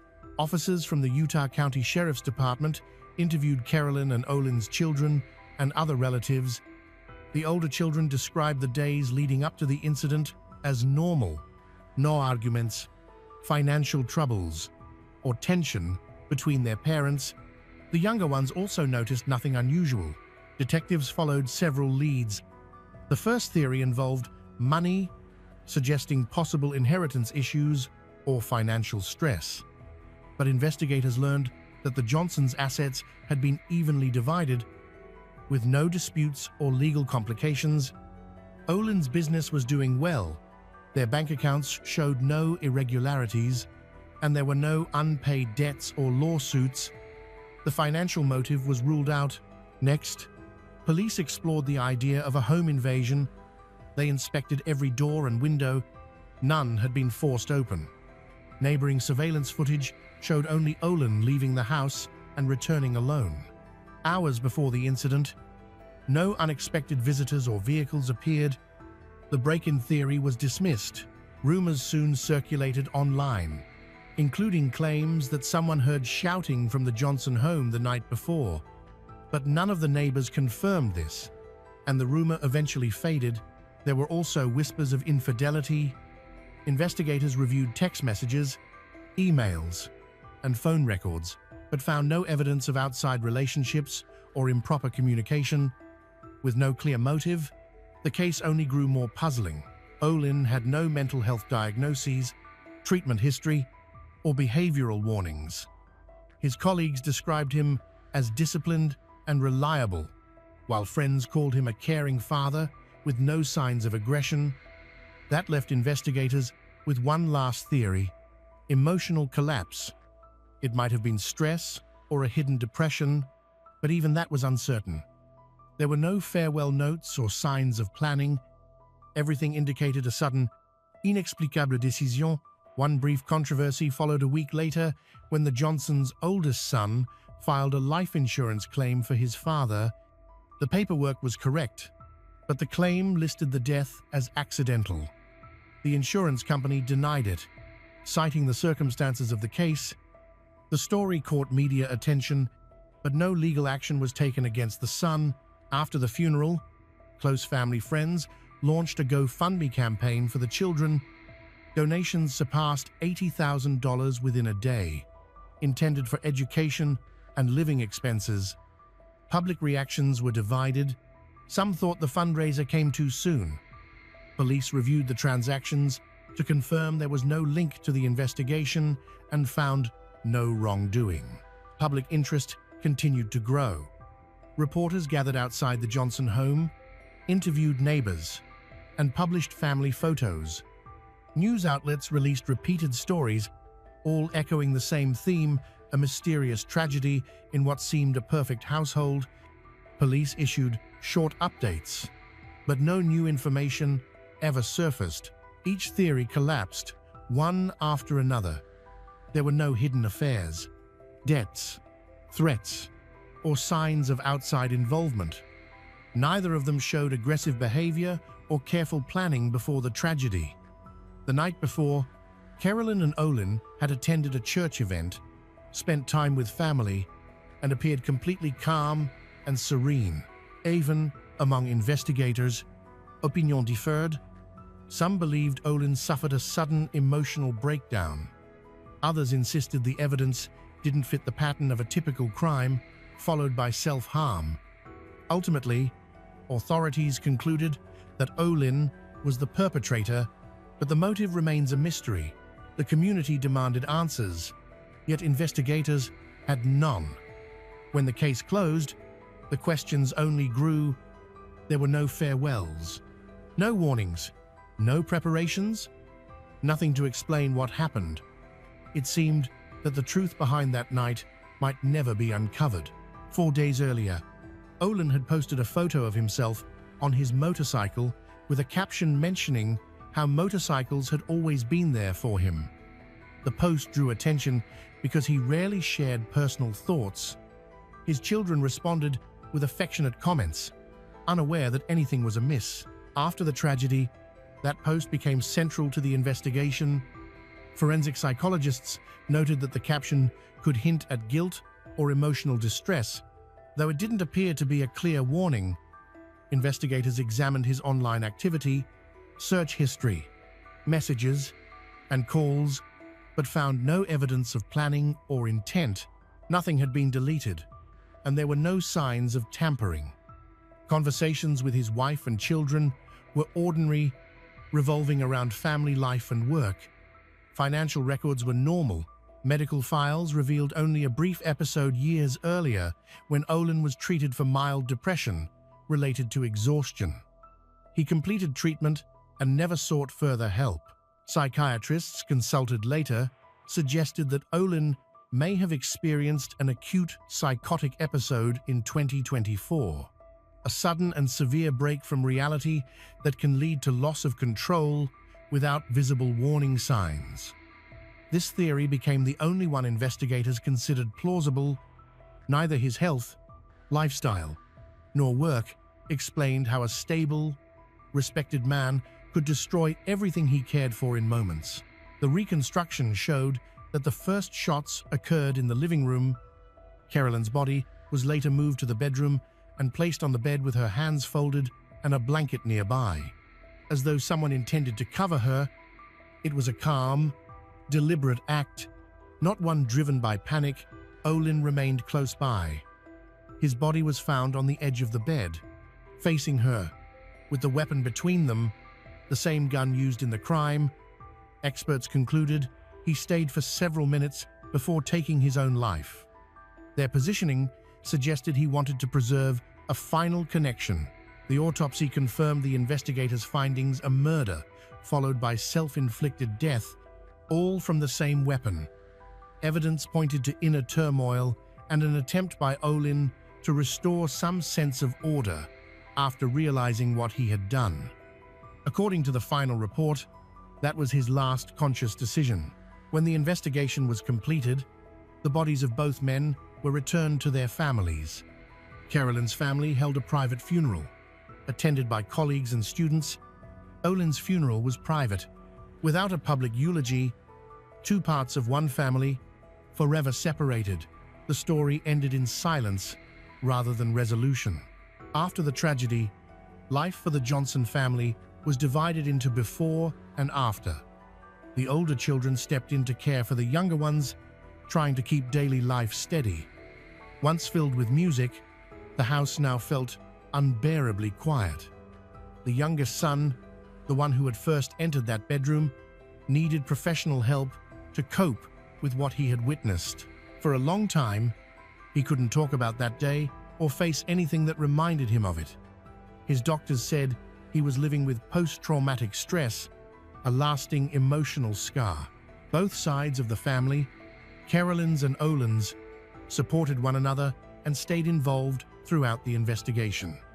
Yet when the case was officially closed, none of them could fully accept the conclusion that Olin had suffered a sudden mental break. They remembered him as calm, loving, and respectful. But the evidence said otherwise. The weapon, the fingerprints, the gunpowder residue, the expert analysis, the Utah County Sheriff's Office determined that Olin had committed the crime. Though no clear motive was found, the report couldn't explain why it happened. It only described what did. For investigators, the case became a stark reminder that the real reasons behind a tragedy often lie deep within a person's private struggles, beyond the reach of any official inquiry. For Carolyn and Olin's children, the memory of their parents remains conflicted. Over time, the raw grief may fade, but it will never completely disappear. In the peaceful suburbs of Winter Springs, Florida, the Boone family looked like everything people dream of. Friends saw Kimberly and Robert as the couple who had it all: success, security, and a future that seemed unshakable. But then, early one morning in 2009, a single emergency call shattered that perfect illusion. What investigators uncovered afterward would reveal a chilling pattern stretching back decades. This is the story of Kimberly Boone, the woman prosecutors would one day call the Black Widow of Winter Spring. Kimberly and Robert Boone met through mutual friends. At the time, Kimberly was separated from her first husband and trying to rebuild her life. She was educated, ambitious, and focused on her career, but her relationships had never brought lasting stability. When she met Robert at a party, she felt an instant connection. They spent time talking, began meeting more frequently, eventually developed a deep romantic bond. During their marriage, they welcomed two sons, both of whom were very close to their parents. Kimberly worked as a financial aid counselor at a university. Robert served as a volunteer firefighter and a deputy sheriff in their county. They bought a home in Winter Springs, Florida, and settled there after Kimberly accepted her position at the university, where she supervised a team of 27 employees, managed student grants and loans. Despite their seemingly strong relationship, not everything was as smooth as it looked. Their home suffered extensive damage from a fire in December 2008, forcing them to move out temporarily while repairs were underway. Completely unaware of the darker events that were yet to come. At the time, both of their sons were 5 years old and practiced Taekwondo. The parents believed strongly in teaching them self-defense.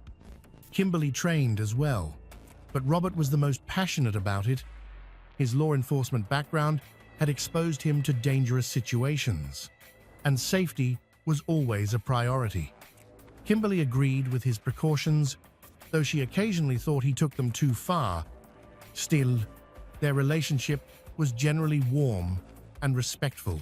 By all outward appearances, they had built their version of the American dream: stable jobs, solid income, and a respected place in their community.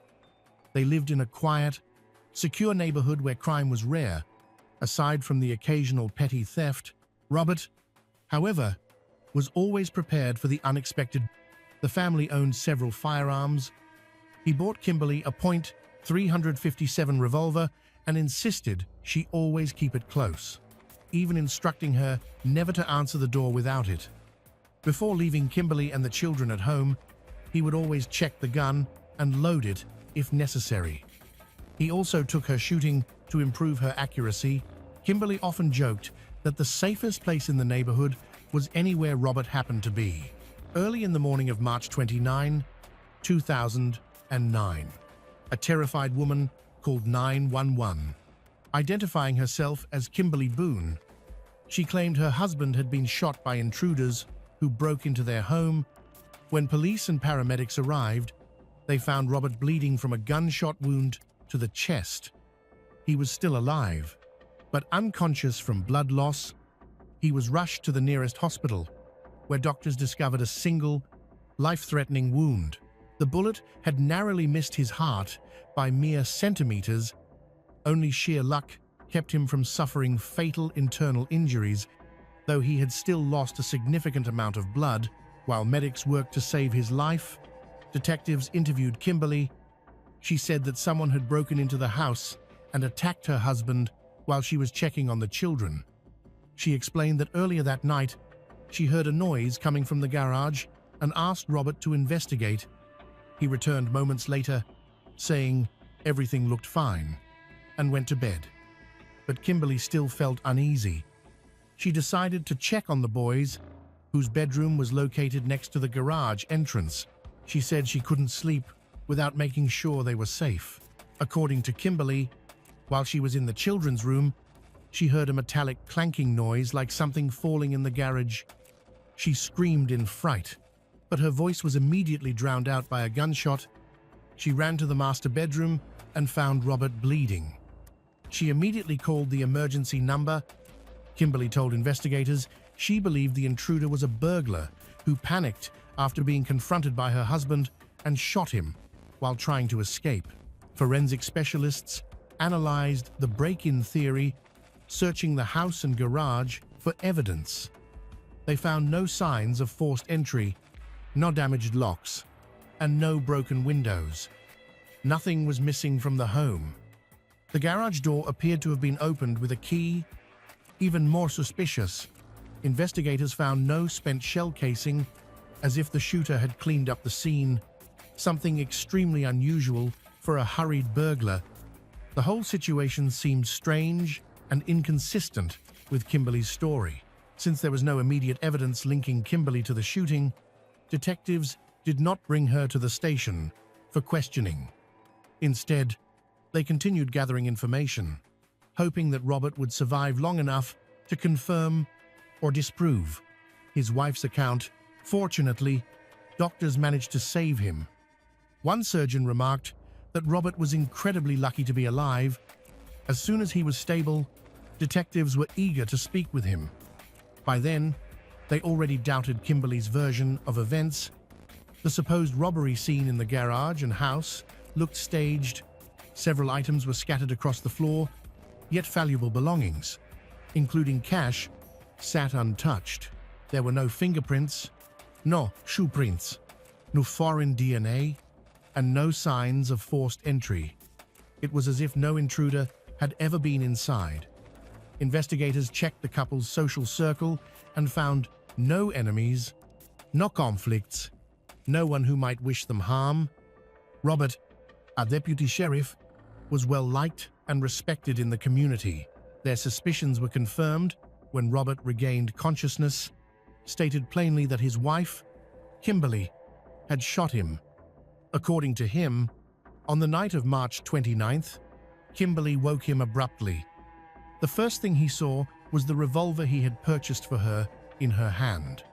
She said she'd heard strange noises in the garage and asked him to check. Robert walked through the house, inspected every room, and checked the garage. He found nothing unusual. He assured Kimberly everything was fine and returned to bed. He told investigators that the garage door was closed and looked completely normal. He wasn't sure how much time passed. Only a few minutes, before Kimberly woke him again, insisting she heard something else in the garage.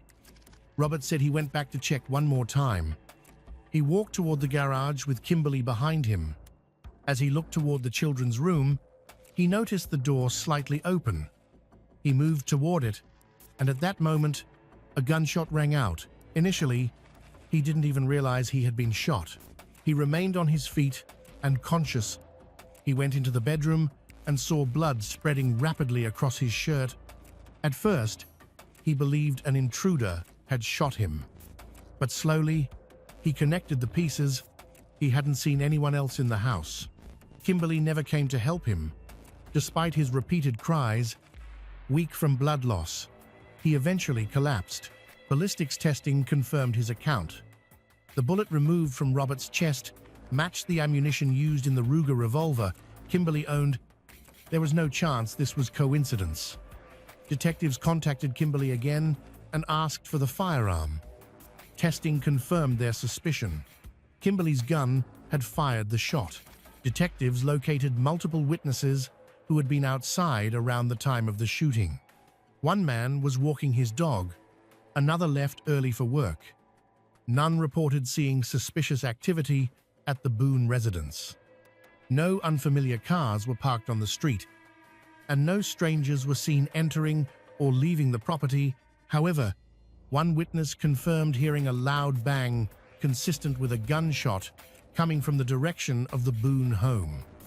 He watched closely afterward and saw no one running away. No vehicles speeding off. Nothing at all. This left detectives with only one credible conclusion. The only people in the house that night were the Boone family, and the shooter was inside with them. Kimberly was brought in for questioning.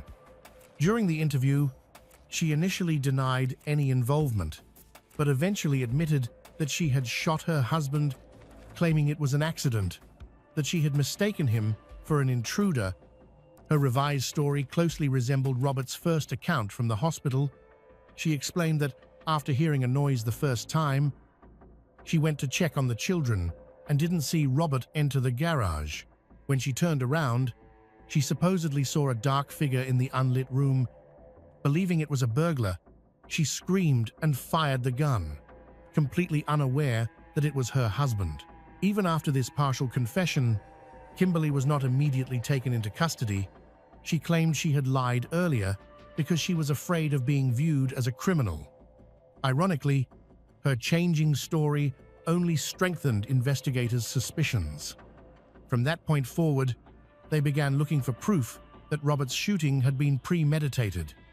It didn't take long before an earlier incident caught their attention, an event that had occurred just 4 months prior. In December 2008, Robert and Kimberly had traveled to Nashville to visit one of Robert's friends, who had just purchased a new car. They left their sons with Robert's father and made the trip for the weekend. After a long day, they returned home late at night. Robert went straight to bed, exhausted from the drive. The next morning, Kimberly took the kids to school and then checked on Robert. They were supposed to go to the bank together to deposit a substantial amount of money into a savings account. But Robert said he felt ill and needed to lie down, looking genuinely unwell. About an hour later, Kimberly came back to ask him a question about the money. Robert repeated that he wasn't feeling well and asked her to bring him some nasal congestion medicine and water. Kimberly obliged. He fell asleep again. She was nervous about going to the bank alone with such a large amount of cash, but Robert did not wake up. Even after taking the medication, he remained unusually unresponsive. Eventually, Kimberly decided she had no choice but to go on her own. On the way to the bank, she stopped at her father-in-law's house to discuss how the children had behaved while he babysat them. After about 15 minutes, she drove to the bank and deposited the money. Kimberly was preparing to head home when she received a phone call informing her that the house where she lived with her family was on fire. Robert had been exposed to smoke and was being transported to the hospital. A fire crew responded. They quickly contained the blaze and then began investigating the cause. At the hospital, Robert appeared lethargic and confused, prompting doctors to keep him under observation. Tests showed he had no carbon monoxide in his blood, unusual for someone escaping a fire.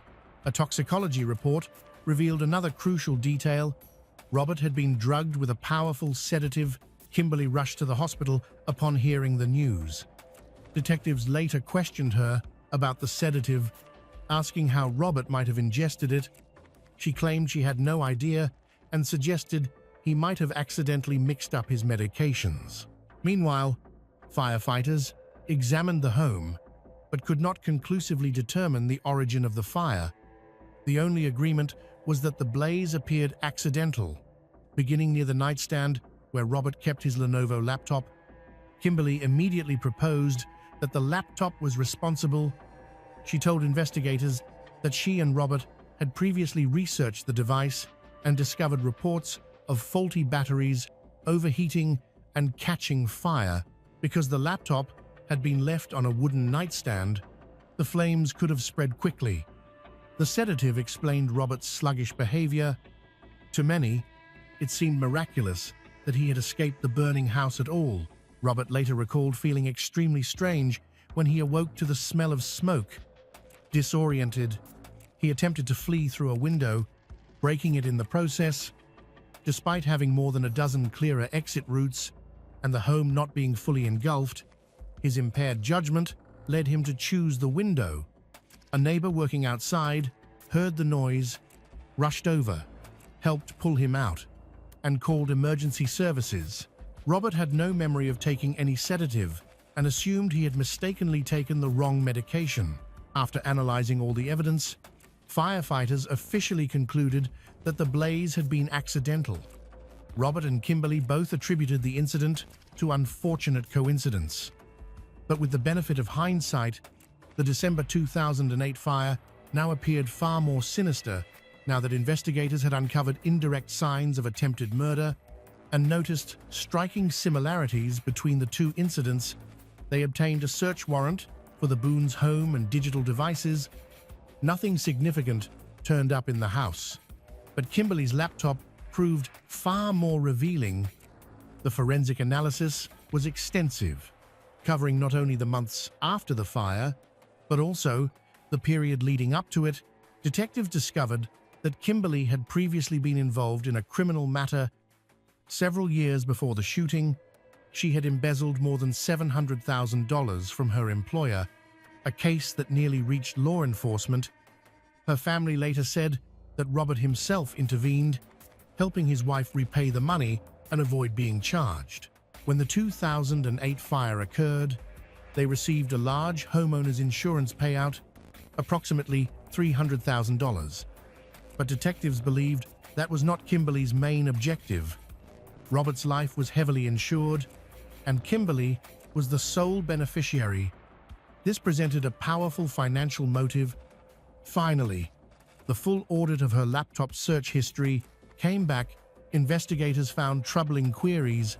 Before the fire, Kimberly researched insurance policies, payout timelines, and the effects and dosages of potent sedatives. It appeared she had been considering multiple ways to incapacitate her husband and had been carefully selecting which method to use. Up to this point, Robert had still tried to believe everything was coincidental. But now, he grew convinced that Kimberly had already attempted to kill him twice, both times for money. Unfortunately, no direct physical evidence tied her to either incident. Investigators needed something stronger to arrest her and ensure she could not walk free. While the investigation was ongoing, a man unexpectedly came forward, identifying himself as Kimberly's first husband. His name was Dennis Richards, and his story stunned detectives. He claimed that in 1993, Kimberly had attempted to burn down their home while he was asleep inside. By pure chance, he woke up in time and managed to extinguish the flames himself. At the time, Dennis had already been considering divorce, but whenever he mentioned it, Kimberly flew into a rage and threatened him. After the arson attempt, he used the incident as leverage. Fearing for his life, he told Kimberly he would not report her to the police if she granted him a divorce and made no financial demands. She agreed. The couple split soon after.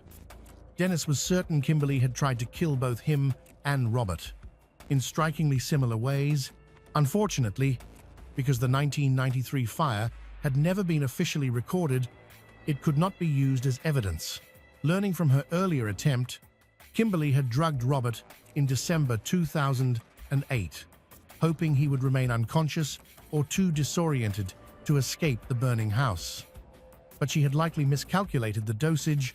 Too much sedative risked raising suspicion, so she may have kept it low, resulting in him waking up sooner than expected.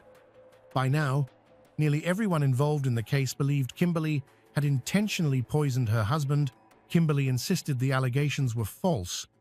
She pointed out that although she shared a joint account with her husband, she had no access to his personal bank account, and the house insurance payout had been deposited directly into that separate account. But this explanation did nothing to ease investigators' suspicions. Despite months of investigation, police were unable to uncover definitive, irrefutable proof of Kimberly's guilt. Even so, she was eventually arrested and held in custody on charges of attempted murder. Prosecutors began preparing their case for trial, hoping to pressure her into a confession, but Kimberly stood firm. She repeated the same story and continued denying any intent to harm her husband. The trial for the attempted shooting of Robert Boone began in 2010. Kimberly's defense argued that the entire case was nothing more than an effort to frame an innocent woman based solely on circumstantial evidence. Her attorneys polished arguments. The fact that Kimberly had no prior criminal record worked in her favor. The prosecution, meanwhile, portrayed her as a manipulative woman willing to kill her own husband for financial gain. Robert, a respected deputy sheriff and volunteer firefighter, was described as a devoted family man who had spent years serving his community. Prosecutors claimed money was her primary motive, but the defense countered that the insurance payout was not enough to solve Kimberly's financial problems, including the $700,000 she had previously embezzled from her employer, an amount. They noted that Robert's insurance policy would not even come close to covering. The jury deliberated for a long time. In the end, they found Kimberly not guilty of attempting to murder her husband. She was acquitted and walked out of the courtroom a free woman. But freedom did not bring peace. Kimberly tried to return to her old life, yet even her own family doubted her innocence. Her relationship with her children deteriorated. Robert, convinced that he might not survive another attempt on his life, filed for divorce. Now that Kimberly had slipped through the justice system once, he feared she believed she could do anything without consequences.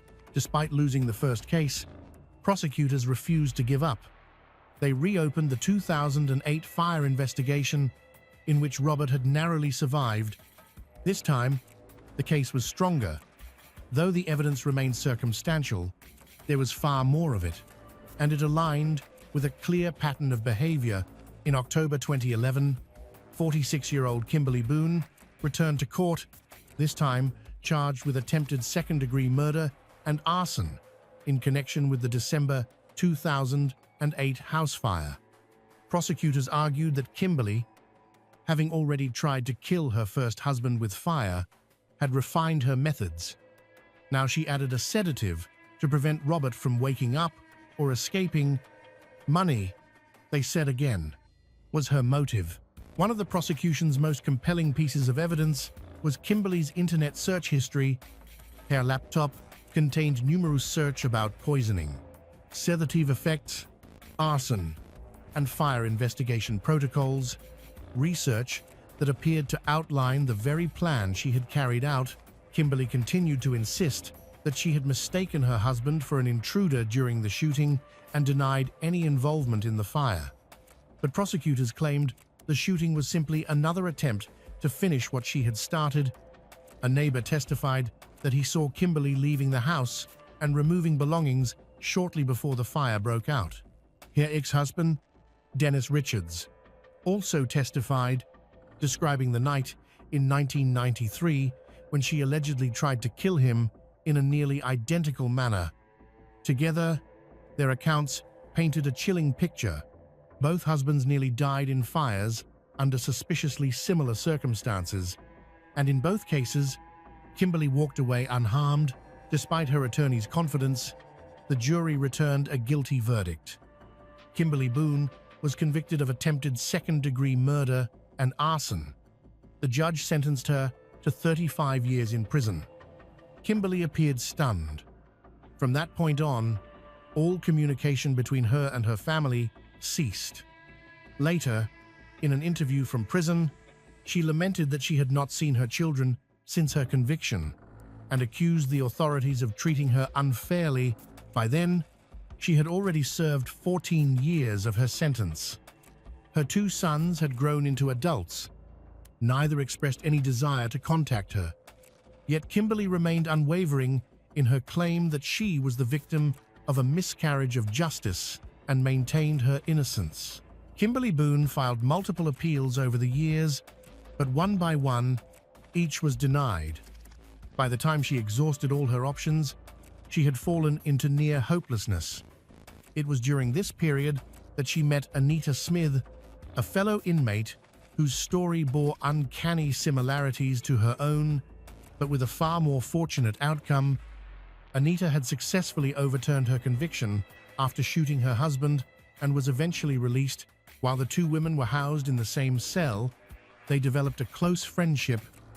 After Anita regained her freedom, they continued to stay in touch. Anita entered the legal field, publicly maintained her innocence, and dedicated herself to helping others she believed had been wrongfully convicted, including Kimberly. According to official records, Kimberly remains incarcerated at Lowell Correctional Institution in Ocala, Florida, and will not be eligible for release until 2043. Speaking with reporters, she expressed disbelief and frustration, insisting she received a harsher sentence for a crime she claims she never committed. Longer, she pointed out, than what some offenders receive for first-degree murder. Despite her protests, Robert Boone and his family remain firmly convinced that the Black Widow finally received the punishment she deserved.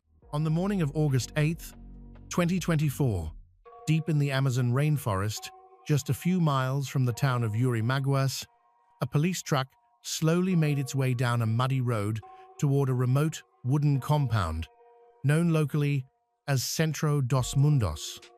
A sudden shout came from one of the cabins standing apart from the main structures.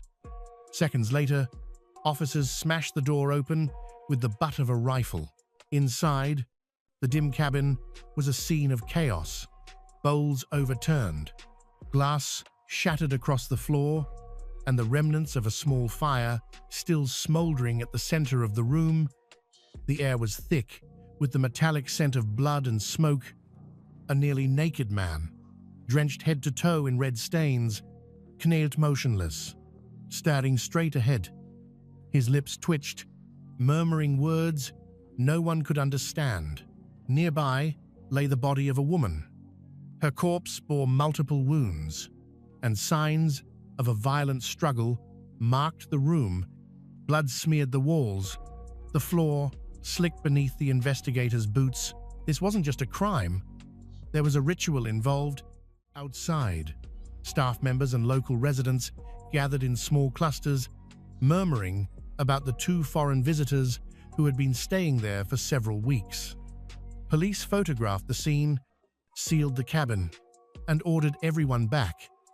The eerie stillness of the jungle stood in stark contrast to the horror inside. Later that day, investigators confirmed that the man was a Ukrainian national and the woman was Russian. They had come to Peru seeking spiritual healing.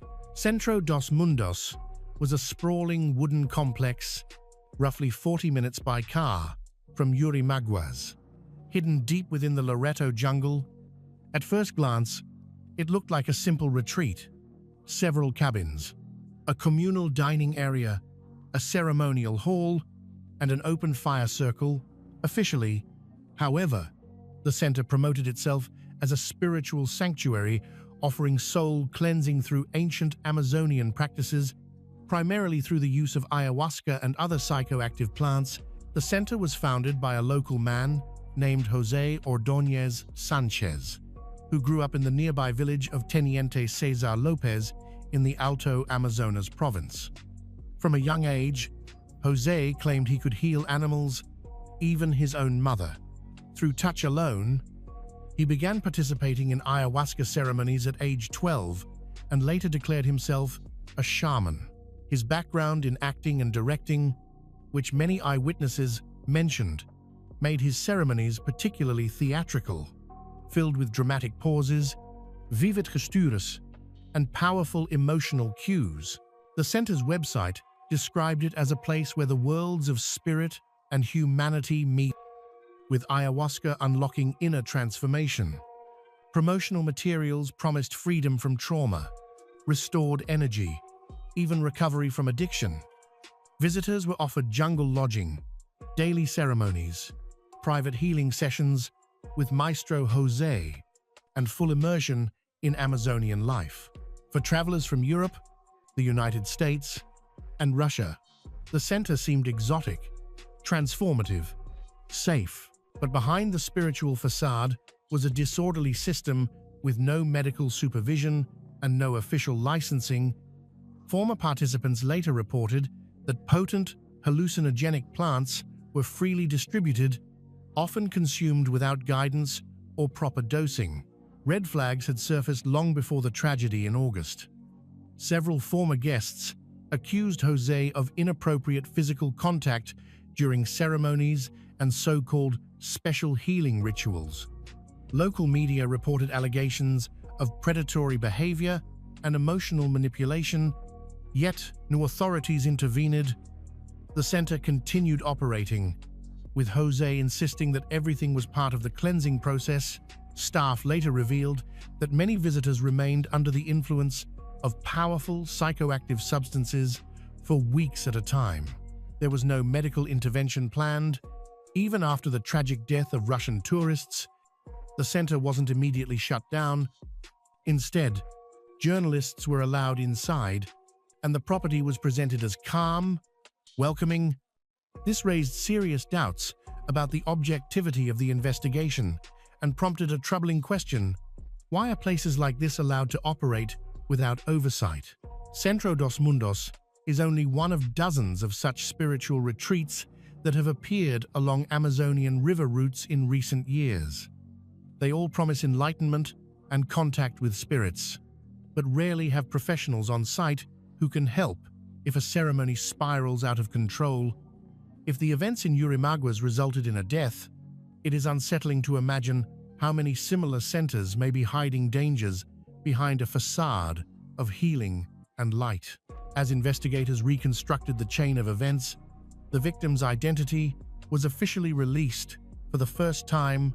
Lyudmila Lazarenko, 44, a Russian national. After completing her studies, she married young, later moved with her family to Thailand. It was there, away from the noise of modern cities, that her spiritual path truly began. She eventually opened her own healing studio, where she led meditation sessions and workshops focused on reconnecting the mind and body. Her approach blended Eastern philosophies with shamanic traditions. On social media, she often wrote about gratitude, inner light, and the importance of living gently. She often wrote about trusting the universe and believing in the power of love. Friends described her as compassionate and deeply intuitive. She was the devoted mother of 2 daughters, whom she called her greatest source of love, inspiration. Despite a busy schedule, she often reminded her followers that preserving inner kindness was the most important practice of all. To the thousands who followed her online, Lyudmila appeared to embody harmony, balancing family, spirituality, and teaching. Over the years, her interest in shamanic rituals grew stronger. She spent 9 years studying meditation, participating in cleansing ceremonies, and guiding others through their own journeys toward emotional recovery. South America gradually became the center of her spiritual focus. She called the region the ancient heartbeat of the earth. In 2022, she traveled to Peru for the first time and met José Ordóñez, the founder of Centro dos Mundos. In a blog interview, she wrote that her first experience with Amazonian shamans changed something deep within her. The jungle, she said, felt alive, like a place where a person can finally hear themselves without the noise of civilization. From that moment on, Peru became sacred to her. Lyudmila returned multiple times, staying for weeks on each trip. According to her husband, the rainforest made her feel restored, grounded, and spiritually connected. Her family remained in Thailand, despite their understandable worries, supported her path. Her public image remained bright. Warm smile, open heart, captions filled with positivity. Her final Instagram post appeared in March 2024, shortly before her last trip to Peru. Under a photo at the airport, she wrote, "This trip will change my life. I feel I'm meant to be there." Months later, her words would take on a haunting significance. Lyudmila departed for her 3rd journey into the Amazon, eager to continue learning from local shamans.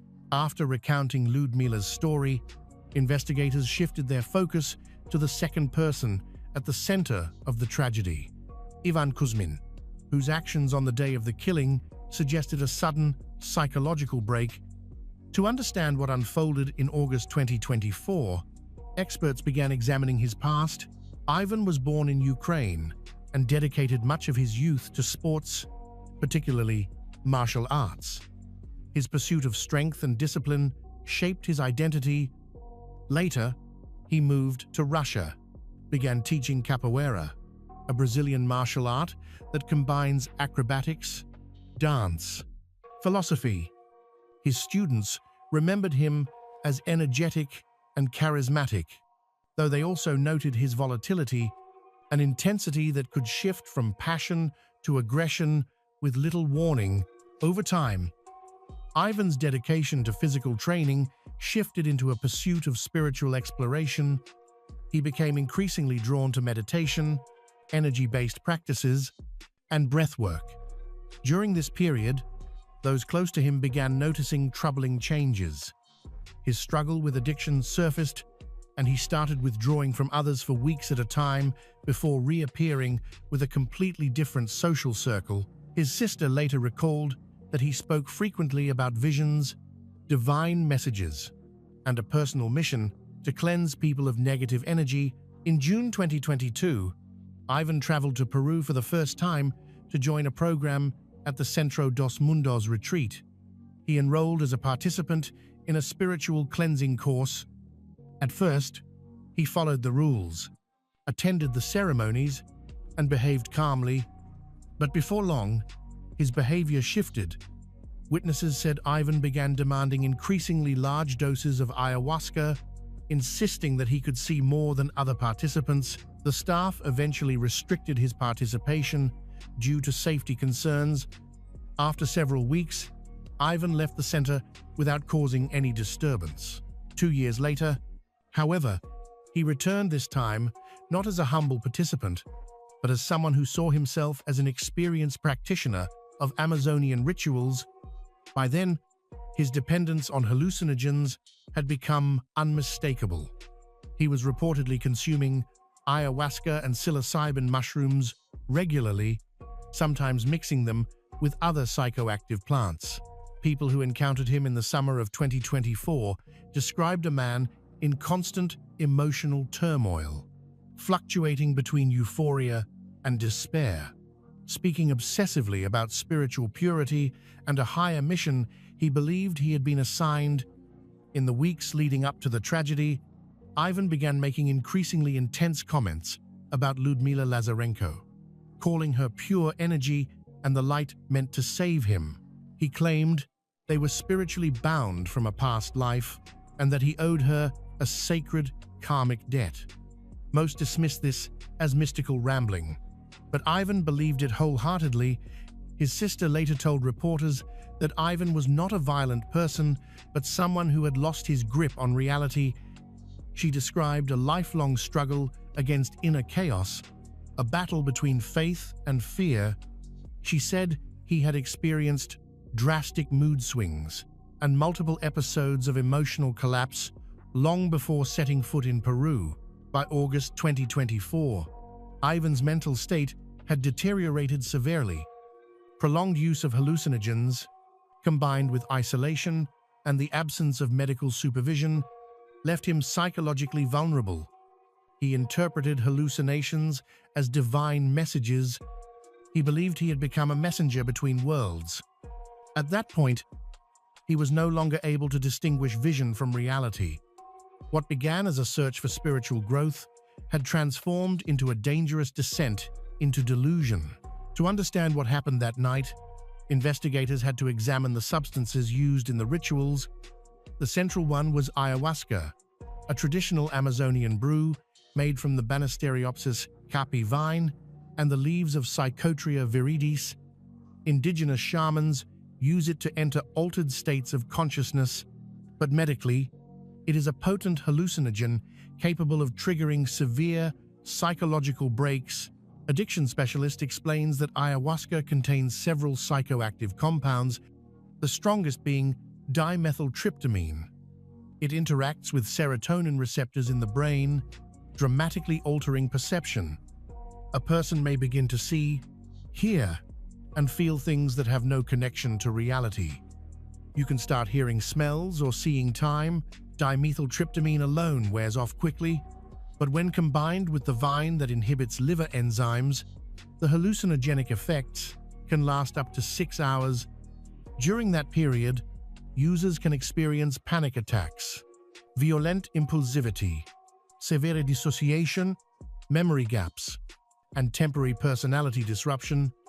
For someone mentally stable, it can be destabilizing. For someone already psychologically fragile, it can be catastrophic. The risk increases exponentially when ayahuasca is taken alongside other psychoactive plants. At Centro dos Mundos, it was common for participants to also use psilocybin mushrooms and San Pedro cactus, which contains mescaline. All three substances overload the same neurotransmitter system, flooding the brain with serotonin.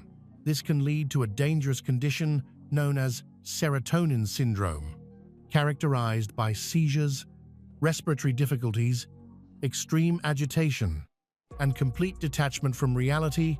The combination of these substances often leads to a collapse of consciousness. When a person loses their sense of identity under such conditions, it is common for intense religious or mystical delusions to appear, visions of spirits entering the body, voices whispering commands, or a sudden conviction of being possessed by dark forces. In a confined space with no medical supervision, these episodes can escalate into extreme aggression in a matter of minutes. Neurologists emphasizes that ayahuasca is not medicine, nor a safe path to self-discovery. It is a substance that tears down the brain's natural filters. For someone with latent psychological vulnerabilities, it can become the spark that unleashes irreversible psychosis. For Ivan Kuzmin, that ritual became exactly that, a breaking point. Already struggling with dependency, he kept increasing his doses, mixing ayahuasca with mushrooms and San Pedro cactus. The result was a complete mental overload. His hallucinations hardened into a battle he believed was unfolding between light and darkness inside his own mind. Experts agree that tragedies like this could be prevented with professional oversight, medical supervision, psychological screening, and strict dosage controls, but in informal healing centers, all boundaries disappear. What is marketed as a spiritual journey often becomes an unregulated experiment on the human mind. And for someone already standing at the edge, this mixture can push them past the point of no return. Ivan and Ludmila's paths first crossed in 2023 at the same Centro dos Mundos, where the tragedy would later unfold. She was there as a student, and he as a participant. They connected almost immediately. She sensed that he was struggling emotionally. While he saw her as a guide, Lyudmila helped him recover from the emotional crashes that followed the ceremonies. Ivan convinced they had known each other in a past life. After they left the center, they stayed in contact online. In June 2024, both returned to Peru, arriving just one day apart, Ivan on the 21st and Lyudmila on the 22nd. Staff members later said the two were inseparable, sharing rituals, meals, long meditations in the jungle. According to José Ordóñez, there was no visible conflict between them. They seemed genuinely content. In early August, they traveled to Laguna El Source, near the Tarapoto region, a place known among spiritual travelers as an energetic sanctuary. Witnesses recalled them as calm, joyful, laughing often, and taking photos together. When they returned to the center, they chose to stay in a private hut, saying they wanted space to deepen their spiritual work. But it was during this time that Ivan's behavior began to worry those around him. He asked for higher doses of ayahuasca and spoke increasingly about his mission to protect Lyudmila from darkness. Others dismissed this as symbolic language commonly heard during ceremonies, but beneath the surface, tension was growing. In her journal, Lyudmila noted that something in the atmosphere had shifted. Still, she continued the rituals, hoping the imbalance would pass. Just days later, the bond they believed was spiritual would spiral into a fatal delusion. August 8, 2024. The humid tropical night over Yurimaguas was heavy. Still, away from the main buildings of Centro dos Mundos, stood a small hut made of wooden planks and palm leaves. Inside were Lyudmila Lazarenko and Ivan Kuzmin. It would be the last night either of them spent together. According to investigators, the two decided to perform a private ceremony that evening inside the hut. Authorities later discovered remnants of ayahuasca, powdered psilocybin mushrooms, and traces of San Pedro cactus, the three most potent, natural psychedelics capable of inducing intense hallucinations. The combination is extremely dangerous, even for experienced practitioners. For Ivan, already psychologically unstable, it acted as a catalyst. At first, the atmosphere was calm. They sat across from each other just as they had during previous sessions. Lyudmila, witnesses said, knew how to guide rituals. She played music, humid chants, and used gentle breathwork. But soon, Ivan's behavior shifted. His breathing became irregular, his movements sharp and restless. He claimed he could sense another presence inside the hut, insisting that someone unseen had entered the room. Later, during questioning, Ivan claimed that at some point during the ceremony, Lyudmila began to change. In his altered state, her face no longer looked human, and her eyes appeared completely black. He insisted he saw a dark spirit enter her body. According to investigators, that moment marked the onset of a severe psychotic break. Ivan reportedly leapt to his feet and started shouting about demons and purification. Lyudmila tried desperately to calm him, but by then, Ivan seemed unable to understand her words. Investigators concluded that he grabbed a nearby object, possibly a metal cup or glass bottle, and struck her with it.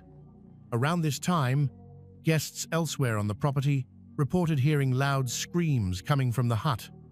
One visitor, staying about 300 yards away later, said he heard a woman shouting in English, "Help me." Another guest sent a message to a staff member saying he thinks something happened to the Russian woman. Staff members ran toward the hut, but the door was locked from the inside. They tried to force it open but couldn't. All they could hear were frantic thuds, crashes, and the unmistakable sounds of a violent struggle. Someone rushed to find the center's founder, José Ordóñez. By the time he arrived, the noises had stopped. José later told police he looked through a small window and saw a horrifying scene: Ivan, covered in blood, standing over Ludmila with a knife in his hand. He appeared to be mumbling and gesturing at things that weren't there, as if reacting to invisible entities.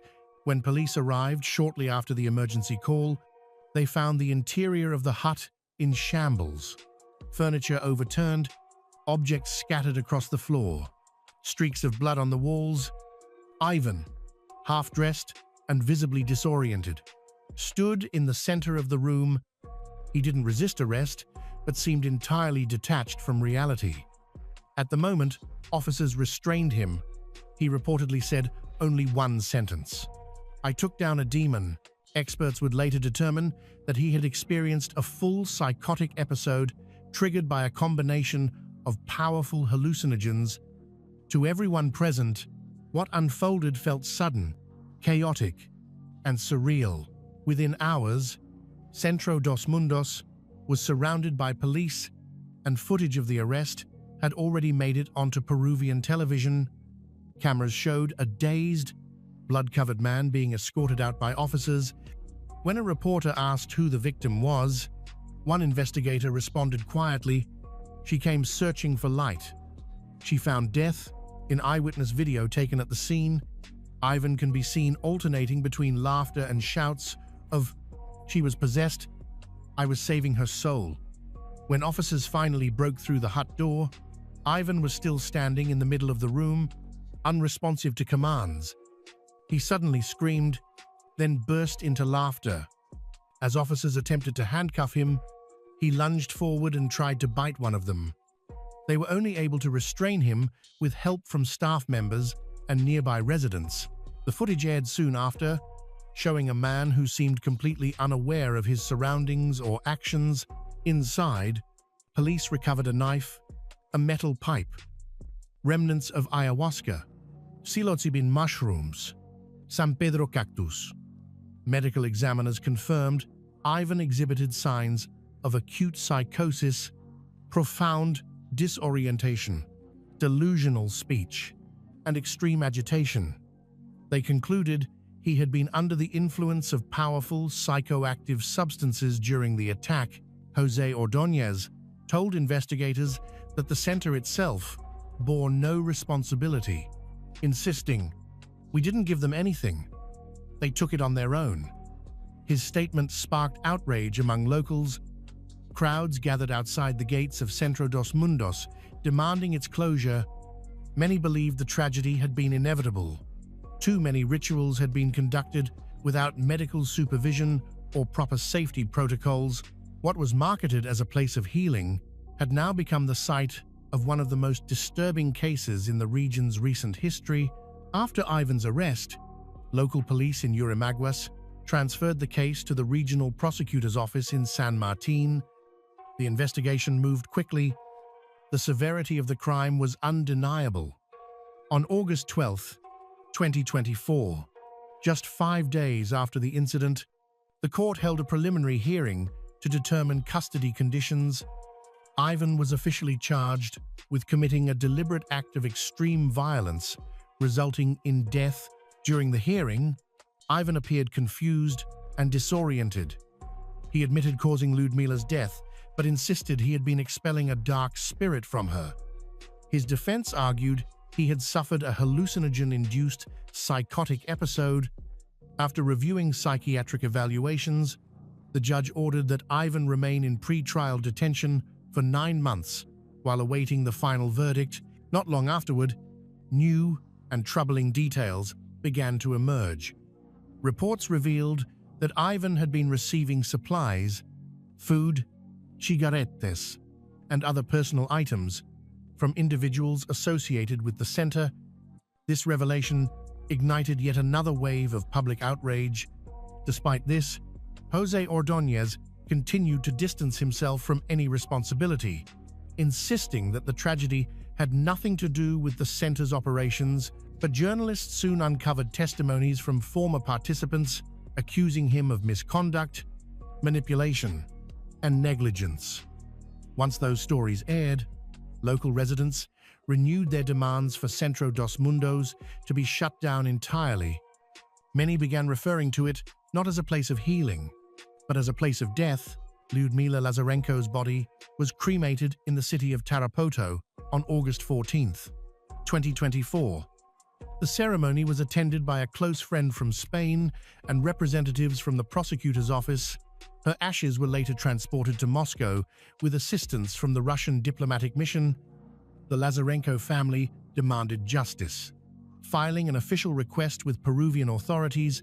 To them, the entire tragedy was incomprehensible. A woman who had devoted her life to guiding and healing others was gone, taken by someone she had tried to help. The story quickly spread across international media.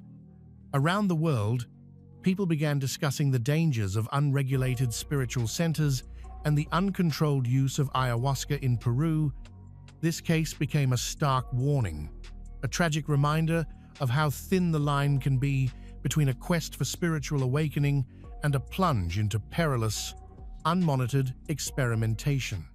In the 1980s, as American society, gripped by fear of mysterious cults and murders linked to satanic cults, an ordinary man in Modesto, California, quietly built a community, literally a small but dangerous cult called the Camp. That man was Geraldine Cruz, a man deeply traumatized by a violent, deceitful childhood, who transformed his personal pain into a powerful force for manipulation and control. From a doorman at a strip club, Gerald gathered dozens of outcasts, addicts, and lonely individuals, turning them into loyal followers willing to do anything for his mission. But when his absolute power began to be threatened, Gerald didn't hesitate to turn words into deadly actions. On the night of May 20, 1990, at a trailer park in Salida, 4 lives were taken in a brutal attack, a massacre that horrified the community. This is the story of how a wounded individual becomes a perpetrator and how a group of ordinary people are drawn into a vortex of manipulation, leading to tragedy. Geraldine Cruz was born in March 1962 in Modesto, California. His childhood was far from peaceful. He was raised in a toxic environment marked by chaos and emotional neglect. When Gerald was only 6 months old, he was accidentally dropped headfirst onto a concrete porch. A few years later, when he was just 4 years old, he was riding unrestrained in the front seat of a car with his mother when a sudden stop sent him crashing through the windshield and onto the pavement. Against all odds, he survived both incidents. From a young age, Gerald struggled to make sense of his family structure. He believed he lived with his mother, father, and an older sister named Hope. But this is a lie. Hope was not his sister. She was his biological mother. The woman he believed to be his mother was, in fact, his grandmother. For years, this secret was deliberately hidden from him. Hope had given birth out of wedlock at a young age, and the family chose to conceal the truth. One day, Gerald accidentally overheard this secret. The revelation shattered Gerald's sense of identity. When he demanded answers, his grandmother reacted with rage rather than honesty. She dismissed the claim as nonsense, shouted at him, and refused to discuss it further. Gerald was left alone to process a truth that would haunt him for years. As time passed, Gerald grew convinced that his entire life was built on deception. The situation at home only deteriorated. Gerald's grandparents vented their frustration on him with relentless beatings. Whenever he misbehaved, his grandmother would seize whatever object was nearby and beat him. He was whipped with a cane, rope, metal wire, umbrellas, clothes hangers, sticks, anything within reach. At the same time, Gerald became a frequent target of bullying at school. Classmates mocked his appearance, his strange hairstyle, his worn-out clothes. He had no friends and lived in near-constant isolation. School offered humiliation, while home offered fear. He spent most of his time locked alone in his bedroom. The Cruz household was widely regarded as strange. Neighbors avoided the family, and Gerald was forbidden from bringing anyone home. On one occasion, his grandmother flew into a rage when a neighbor's dog wandered into her yard. In a shocking act of violence, she grabbed an axe and severed one of the animal's hind legs. The constant exposure to violence and instability left deep psychological scars on Gerald. When he finished school, at the age of 18, Gerald finally fled his grandparents' home, escaping the cruelty that had defined his childhood. But freedom brought no peace. Instead, it triggered a profound identity crisis. He had never been told the truth about his origins. He suspected that Hope was his real mother, but no one ever confirmed it. What tormented him most was the mystery surrounding his biological father and why he had been abandoned. He still had no friends, and his anger toward the world continued to grow. Everywhere he went, he felt like an outsider, without purpose, without belonging. Gerald Dean Cruz also developed a deep mistrust of authority and society as a whole. To earn a living, Gerald worked nights as a bouncer at a strip club. It was there that he began to meet people who shared his feelings. Many of them harbored deep resentment towards society for failing to fit into accepted norms. They were often people without stable jobs, without families, without direction, or simply cast aside by the world. Gerald felt he was no longer alone. He began engaging these strangers in long conversations about politics, power, and the failures of the system. To his surprise, he found that many of them shared his anger and frustrations. For the first time, he felt understood. Most of these new acquaintances were regulars at the club. They liked to gather near the entrance, chat with him, listen to his enthusiastic speeches.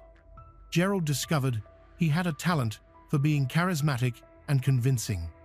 Even strangers listened closely, captivated by what he said. This was new to him, and it changed him. He became arrogant, self-centered. Among those drawn to him was James David Beck. James effectively became Gerald's right-hand man, personal enforcer. Born in 1956, James was about 6 years older than Gerald. He had grown up in a deeply religious household, attending church every Sunday and singing in the choir. He knew the Bible intimately, but beneath that outward devotion lay unresolved trauma. When James was 17, his father was exposed for abusing his daughters. The father was imprisoned, leaving James with deep emotional scars and a simmering hatred toward his father. Despite this, James tried to build a normal life. In his early 20s, he married and had 3 children. For a time, he was a devoted husband, a caring father. But his marriage collapsed when his wife fell into banned substances and alcohol addiction, rendering her unable to care for the children. James divorced his wife and was granted full custody of the children. The breakdown of his family marked a turning point. The bitterness he felt toward his wife slowly transformed into anger at society itself. It was during this period that James began frequenting the local strip club, where he met Gerald Dean Cruz. The two men connected almost instantly. They bonded over their shared resentment, their belief that the system was broken, and their habit of blaming external forces for their failures. James was a natural follower. He preferred not making decisions independently, and finding someone like Gerald was ideal. James accepted Gerald's words without question, soon began to idolize him. Gerald, sensing this devotion, began filling James's mind with manipulative ideas. He encouraged Beck to see family ties as a form of control and abuse, chains that needed to be broken. James complied. He spent less time with his children, abandoning the role he once cherished. His transformation was swift and alarming. Within weeks of meeting Gerald, he stopped attending church, something he had done faithfully his entire life. Within a month, he claimed to have lost his belief in God altogether. He grew withdrawn, angry, increasingly dependent on Gerald for direction. Gerald thought society was broken and needed a complete overhaul. He decided to start by recruiting people who shared his beliefs. He focused primarily on vulnerable individuals he met at the strip club, those struggling financially, emotionally, or psychologically. Gerald invited them to his home. There, he held secret meetings and delivered lengthy speeches about corruption, control, and the need for major change. Even while continuing to work as a bouncer, Gerald became increasingly consumed by his vision. He was driven, focused, and willing to do whatever it took to achieve his goal. As a means of control, he invited recruits to live with him, offering food, shelter. Over time, many of them came to see Gerald not only as a leader, but also as a savior, someone they believed was dedicated to guiding them toward a better world. In addition to regular visitors, many employees from the strip club also drifted into Gerald's orbit. Over time, the group expanded further. A local dentist joined. Even a pastor, someone trained to recognize manipulation, found Gerald's words compelling enough to believe. Despite their different backgrounds, they were bound by the same emotion, a shared sense of alienation and exclusion from society. Gerald's number of followers quickly grew to 30. The group met often, usually in secret. As a leader, Gerald carefully taught his followers his beliefs. He uses a combination of extremist ideas, racist language, and cryptic symbols. This occurred during the 1980 seconds, when many people feared hidden satanic cults were widespread. Gerald took advantage of this fear to strengthen his control. He made the group follow specific rituals, requiring them to wear white clothes and meet in dark rooms where they danced, chanted, and sang with candles. As with many cult leaders before him, Gerald eventually claimed supernatural authority. Without hesitation or humility, he announced that he possessed special powers, that he could communicate directly with God, speak with spirits, and receive divine messages meant only for him. Astonishingly, his followers did not question him. They listened, they believed, and they obeyed. At some point, the 25-year-old Gerald decided that a man of his stature needed a wife.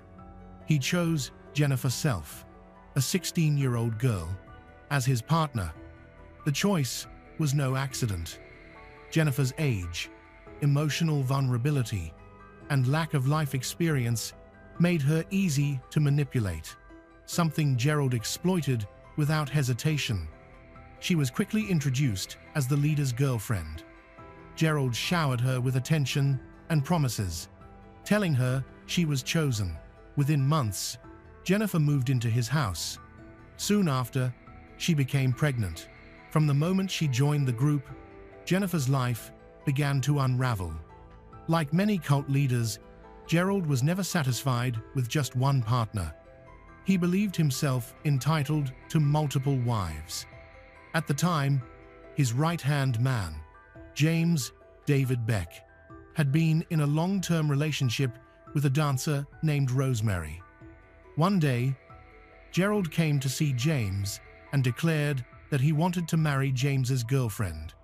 To any rational person, the request would have been unthinkable, but James was no longer capable of independent judgment. Completely devoted to Gerald, he agreed.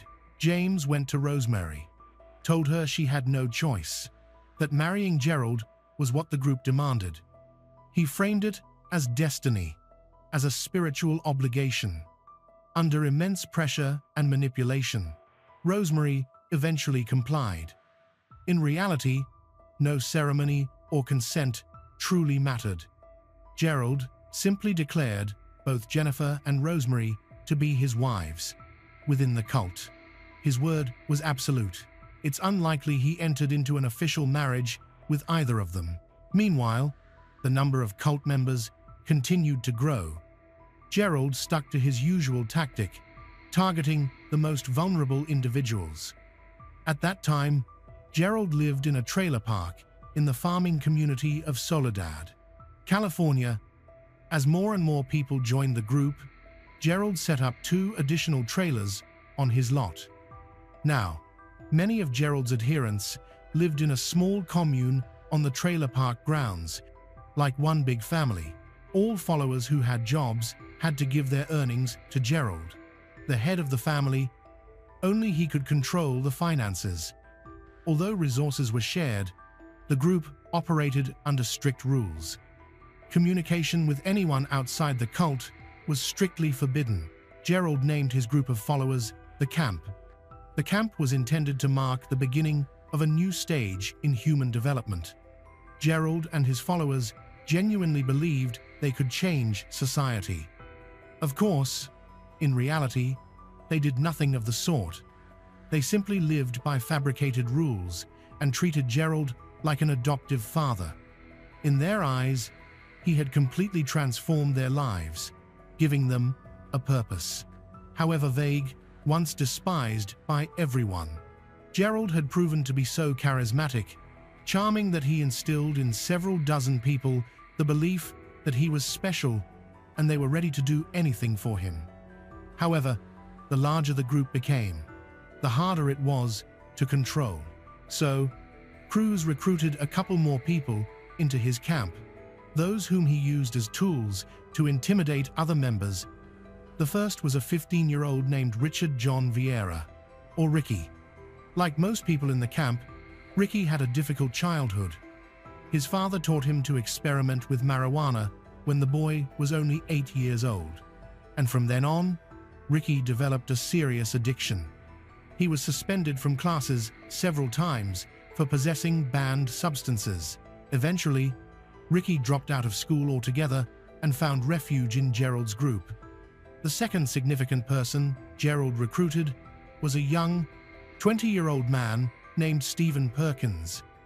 He came to the group on the recommendation of James David Beck. From the very beginning, Gerald Dean Cruz sought absolute dominance over his followers. He isolated certain members from their families and steadily tightened his control, creating an environment where fear and dependency replaced independent thought. Life inside the camp revolved entirely around Gerald's authority. Members who questioned him were shamed, ostracized, or subjected to humiliating punishments designed to break their will. Over time, many followers showed clear signs of emotional distress, fear, and psychological dependence, clinging to Gerald even as their personal lives deteriorated. Ricky and Stephen became especially vulnerable within this system. As Gerald's influence deepened, both withdrew from their families and former lives. Relatives noticed the changes. They lost a significant amount of weight, appeared constantly exhausted, and often showed visible injuries. Families begged them to leave the camp and return home, but both men refused. By that point, Gerald's psychological grip was so strong that disobedience felt more terrifying than suffering. Inside the camp, Gerald demanded unquestioning loyalty. Gerald rarely resorted to violence himself. Instead, he enforced obedience through intimidation and delegated discipline to trusted followers, most notably James David Beck, his closest associate, reinforcing his image as an untouchable authority figure. Those who carried out punishments did so eagerly, believing they were serving a higher purpose. Over time, fear became normalized, and resistance nearly disappeared. As the group expanded, Gerald introduced bizarre and degrading disciplinary rituals to reinforce his dominance. One of the most infamous was the so-called Wheel of Punishment. Members who were accused of disobedience were forced to spin the wheel and accept whatever humiliation it landed on.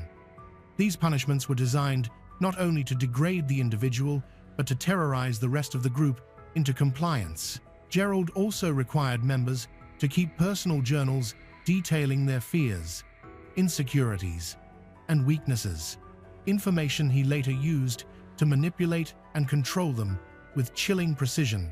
Eventually, the strain became too much for some. Stephen Perkins, overwhelmed by psychological pressure and constant fear, spiraled into a mental health crisis. He attempted to take his own life and was seriously injured. After receiving medical and psychiatric care, Stephen managed to break away from the group. With treatment and distance, he slowly rebuilt his life, leaving the camp behind. He was not alone.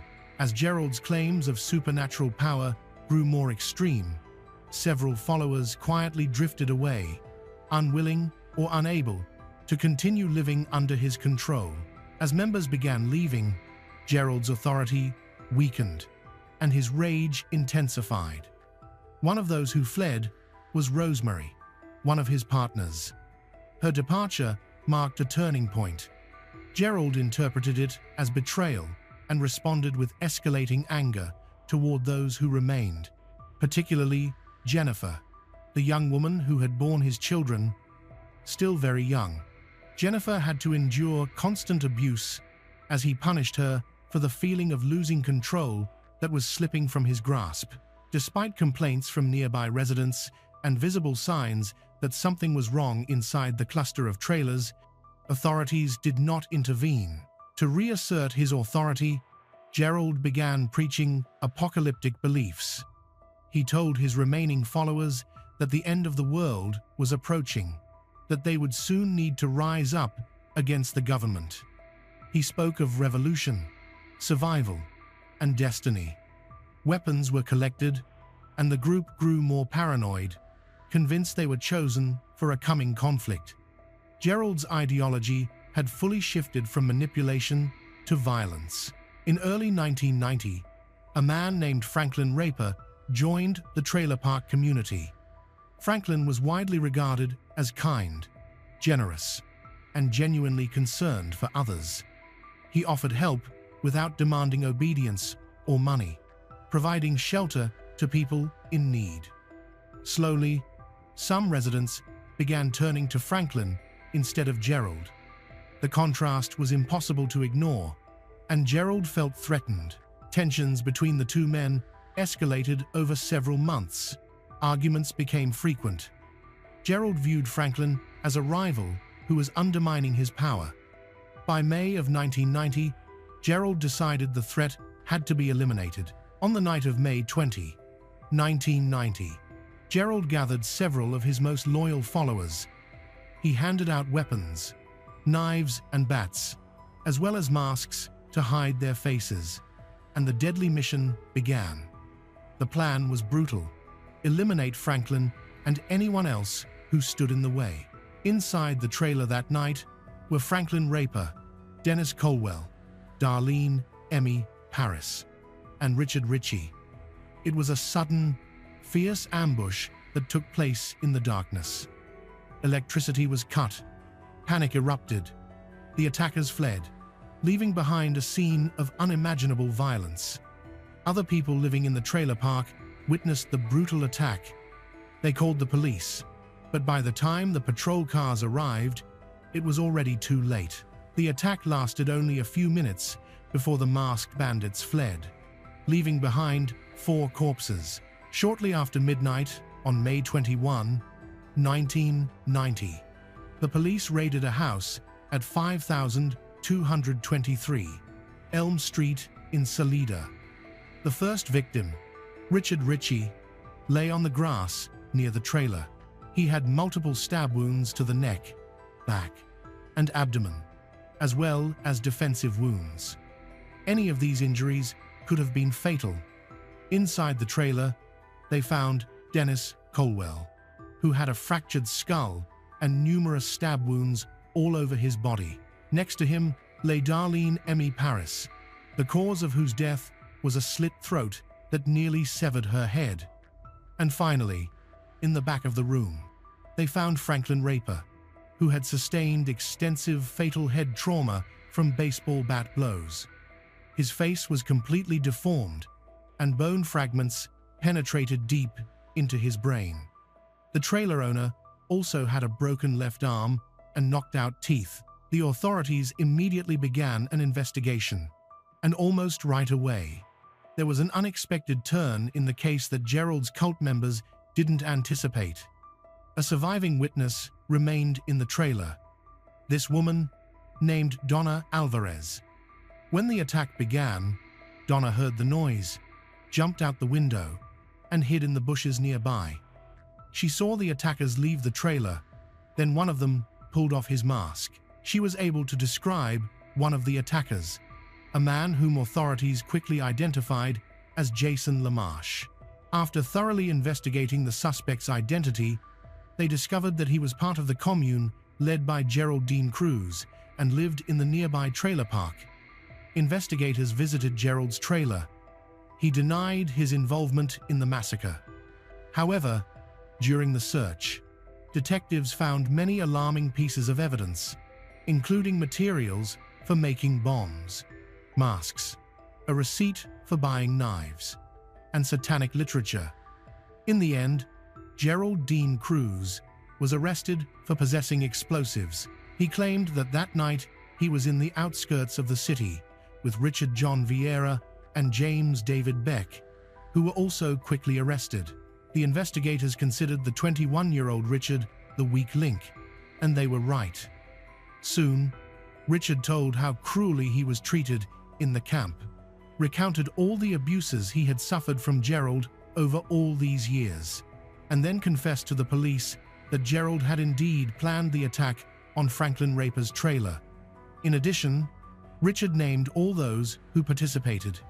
6 days after the massacre, the authorities tracked down and arrested Jason LaMarche to save his skin. Jason immediately began shifting the blame for what was done onto the others. Shortly afterward, all 5 attackers were arrested and found guilty.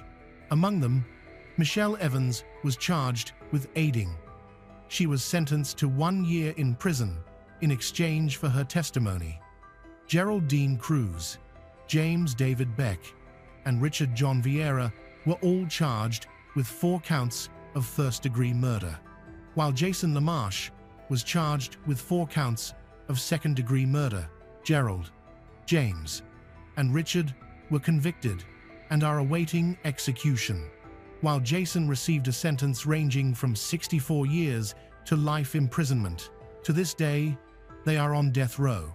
Richard is appealing his sentence, claiming he was brainwashed into participating. As soon as Gerald went to prison, the remaining cult members left the camp. The man who possessed extraordinary charisma and could lead a crowd wasted his life senselessly and will now spend the rest of his days behind bars. His malice resulted in the deaths of 4 innocent people. However, it is unknown what other terrible plans Gerald Dean Cruz was hatching in his sick head, dreaming of breaking the system in the future. Perhaps Franklin Raper and his friends, with their deaths, saved a much larger number of lives.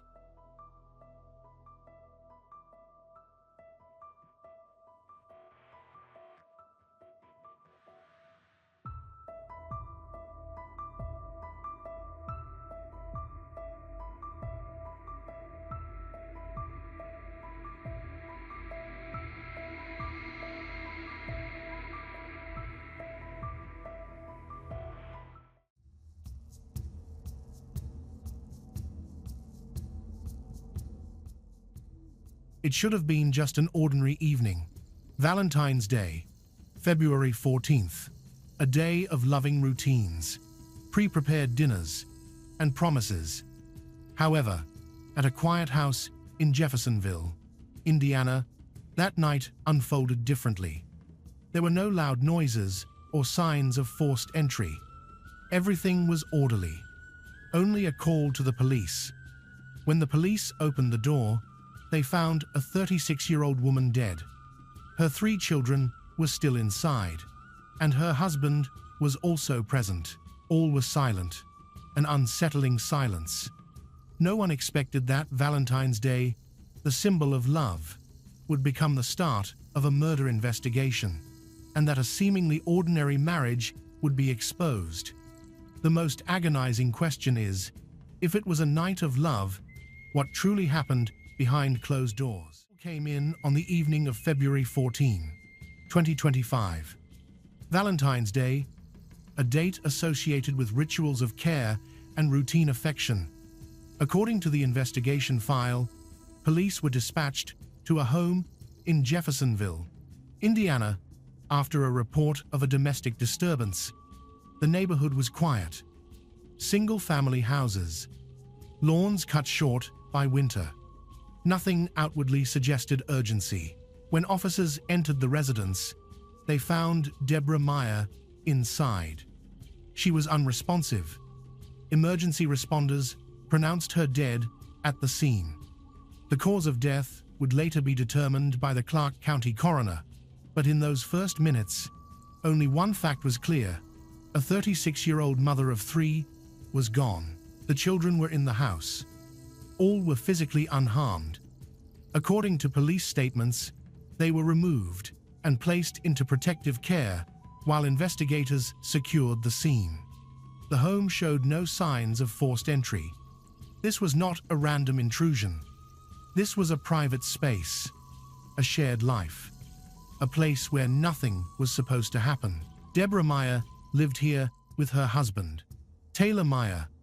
That night, he was present. According to the probable cause affidavit, his account of events would raise immediate questions. His statements were inconsistent. His timeline shifted. Investigators noted emotional volatility, though no conclusions were drawn in those first hours. Outside, patrol lights reflected off windows. Inside, silence settled into rooms that had been occupied only hours earlier. A Valentine's Day dinner had allegedly been planned. Decorations were reportedly found in the home. Symbols of intention. Of an ordinary evening that did not unfold as expected, this was the starting point of the investigation. No public suspect, no official motive. Only a body, 3 children, and a marriage are now under scrutiny. The atmosphere that night was not chaotic. It was restrained, controlled, almost careful, and that restraint raised a question investigators could not ignore. If this was supposed to be a night of closeness, what happened behind the closed door of that house? Before she became a name in a police report, Deborah Meyer existed in quieter records.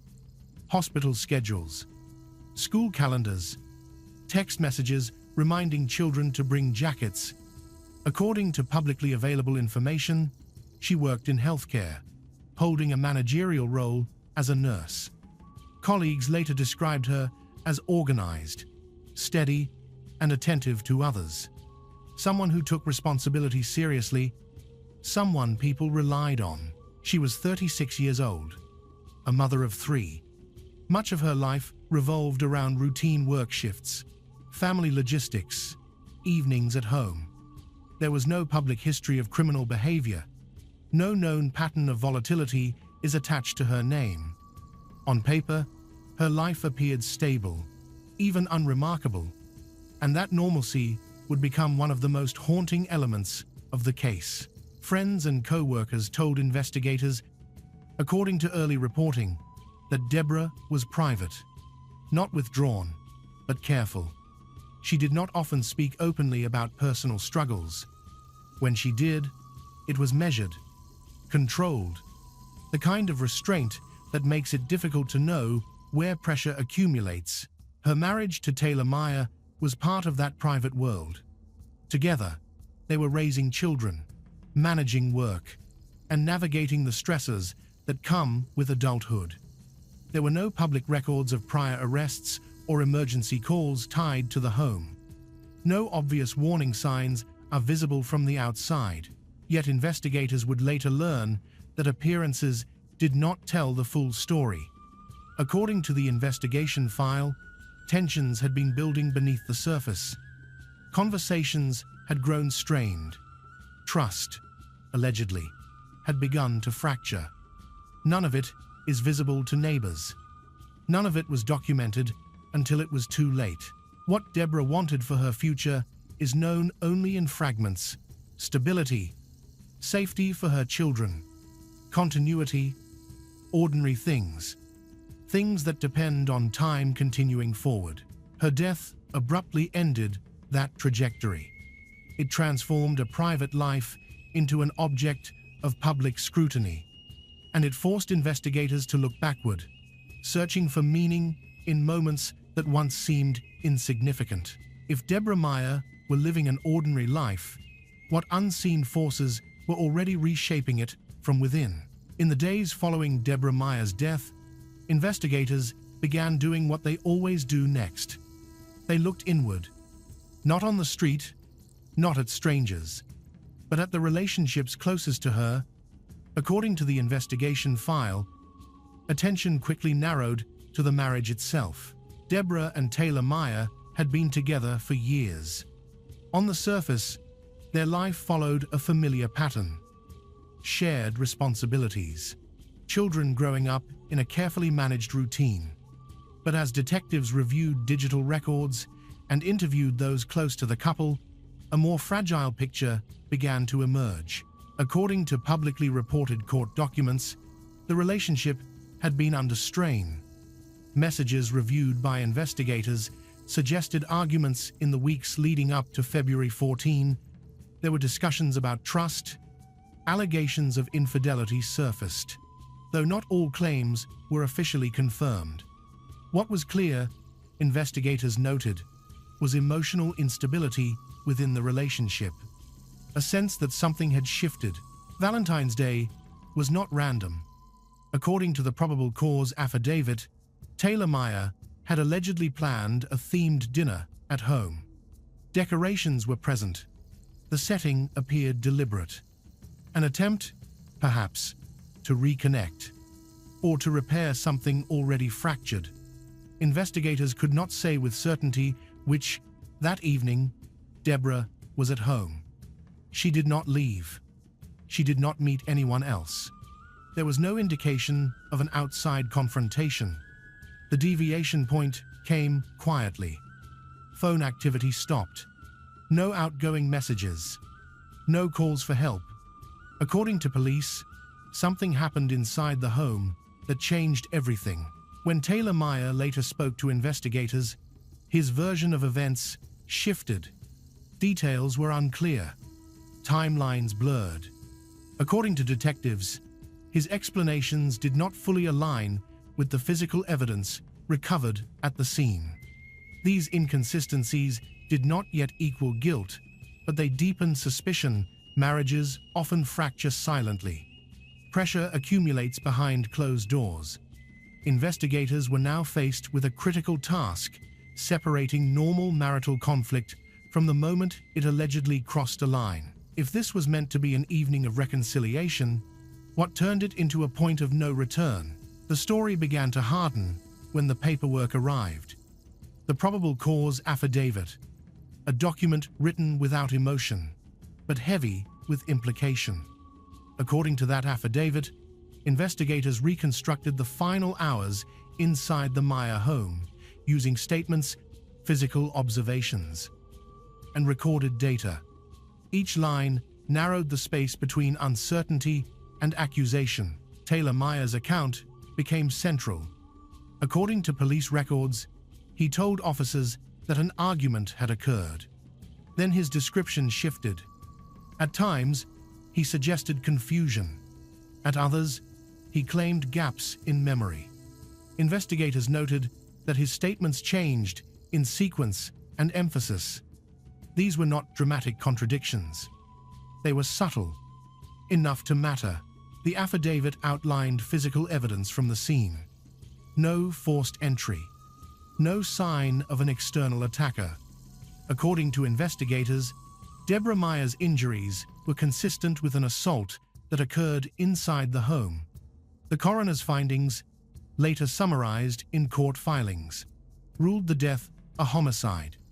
The manner was not accidental. It was deliberate. Digital evidence added another layer. Phone records placed both Deborah and Taylor inside the residence during the relevant time frame. No outgoing emergency calls were made from Deborah's phone.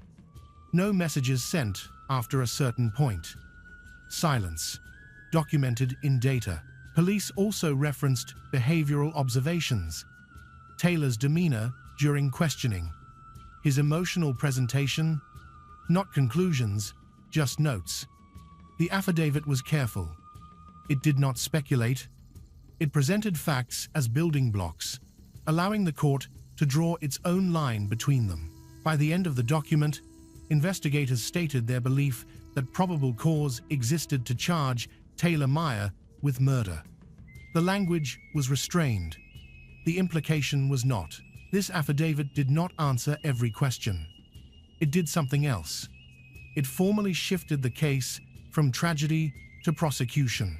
With the evidence now framed for court, one question pressed forward relentlessly. What would happen to the children caught at the center of this case? They were present, but not witnesses in the way adults understand the word. According to police reports, Deborah Meyer's 3 children were inside the home on the night of February 14. Investigators confirmed they were not physically harmed. That fact was repeated carefully in official statements, as if saying it aloud might offer some measure of relief. It did not. The children were removed from the house shortly after officers secured the scene. Child Protective Services were notified. Protocol took over. According to publicly available court information, custody arrangements became an immediate concern, handled quietly and away from cameras. Their names were withheld. Their voices are absent from the public record. Intentionally, investigators had to consider what the children may have heard, what they may have sensed. Not everything leaves a visible mark. According to experts who later commented on the case in media coverage, domestic incidents often unfold in fragments: raised voices, sudden silence, doors closing. Children piece those moments together long before adults realize they have done so. For detectives, the presence of children added weight to every decision. Interviews were handled with caution. No direct questioning in the early stages. Trauma specialists advised restraint. The goal was not information at any cost. It was protection. The atmosphere around the case shifted here. What had begun as a homicide investigation now carried another dimension: long-term harm that could not be measured by forensic reports or court transcripts. Deborah Meyer's absence would echo forward, shaping childhoods already altered by a single night. Public reaction sharpened. Sympathy intensified. Anger surfaced, though officials remained measured. According to court filings, the children would not be part of the evidentiary strategy. They were not tools. They were survivors. As the legal process moved forward, one reality settled in. Any outcome in court would arrive too late to change what they had already lost. With family structure fractured and the case advancing toward arrest, the investigation crossed a threshold. What happens when suspicion becomes a formal accusation? The shift from investigation to action came quietly. There was no public spectacle, no dramatic confrontation. According to court records, Taylor Meyer was taken into custody after investigators presented their findings to prosecutors. The charge was clear: murder. A single word that reframed everything that had come before it. He was booked into the Clark County Jail, held without bond. The decision reflected the seriousness of the charge and the weight of the evidence outlined in the probable cause affidavit. In legal terms, this was no longer a question of what might have happened. It was an assertion of what the state believed had occurred. During his initial court appearance, Taylor Meyer entered a plea of not guilty. According to the reporting, his defense did not offer an alternative narrative at that stage. No public explanation. No counter-theory. Silence became strategy, at least for the moment. Prosecutors emphasized the consistency of the evidence, the absence of forced entry, the medical examiner's ruling. The digital trail placed both parties inside the home during the critical window. None of it relied on speculation. Each piece stood on its own, but together they formed a closed circle. The arrest sent a ripple through the community. Neighbors spoke cautiously. Colleagues of Deborah Meyer expressed shock, followed by grief. The narrative people had constructed around the family collapsed under the formal language of the court. For investigators, the arrest was not an ending. It was a checkpoint. From this moment forward, every detail would be tested, challenged, reinterpreted under oath. The case now belonged to the legal system. Evidence would be weighed not by detectives, but by attorneys, judges, and eventually, a jury. As the courtroom phase approached, a new battle began, one fought with motions, timelines, and competing interpretations of the same facts. When this case reached trial, whose version of that night would survive scrutiny? As the case moved toward trial, time began to stretch. Weeks passed, then months. According to court records, pre-trial motions were filed quietly, methodically, each one shaping the battlefield where facts would be contested. This phase lacked the immediacy of arrest, but its consequences were just as decisive. Prosecutors focused on structure. They refined timelines, aligned forensic findings with digital records. The probable cause affidavit became a foundation, but not a script. Every assertion would need to withstand cross-examination. Every gap would be exposed. The state was prepared to argue that the evidence did not merely suggest guilt, but excluded reasonable doubt. The defense moved differently. According to publicly available filings, attorneys signaled their intent to challenge the interpretation rather than the fact no outside suspect was introduced.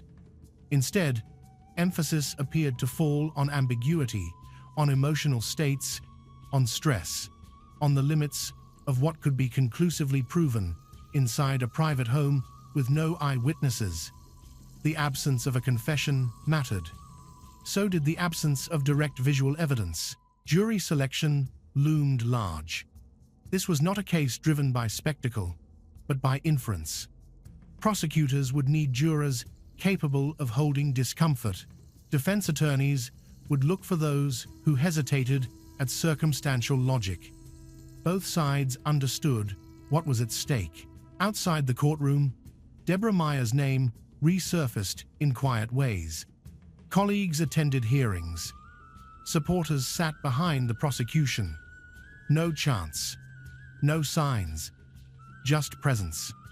The atmosphere was restrained, respectful, heavy with expectation. Trial preparation is where narratives sharpen, where facts stop being neutral and begin to argue with one another. Every word now carried consequence. As opening statements approached, one reality became unavoidable.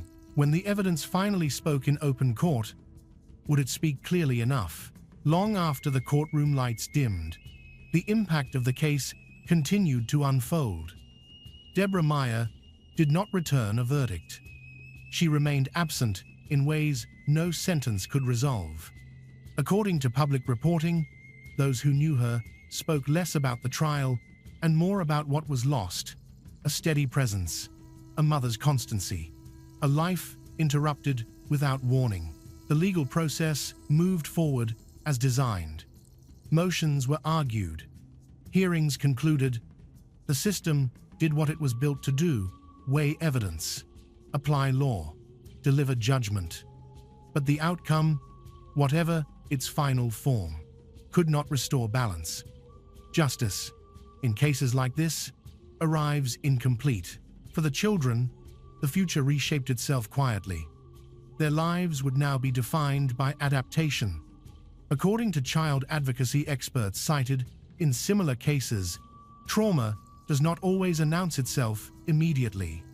It settles in gradually, through memory, through absence, through questions that surface years later.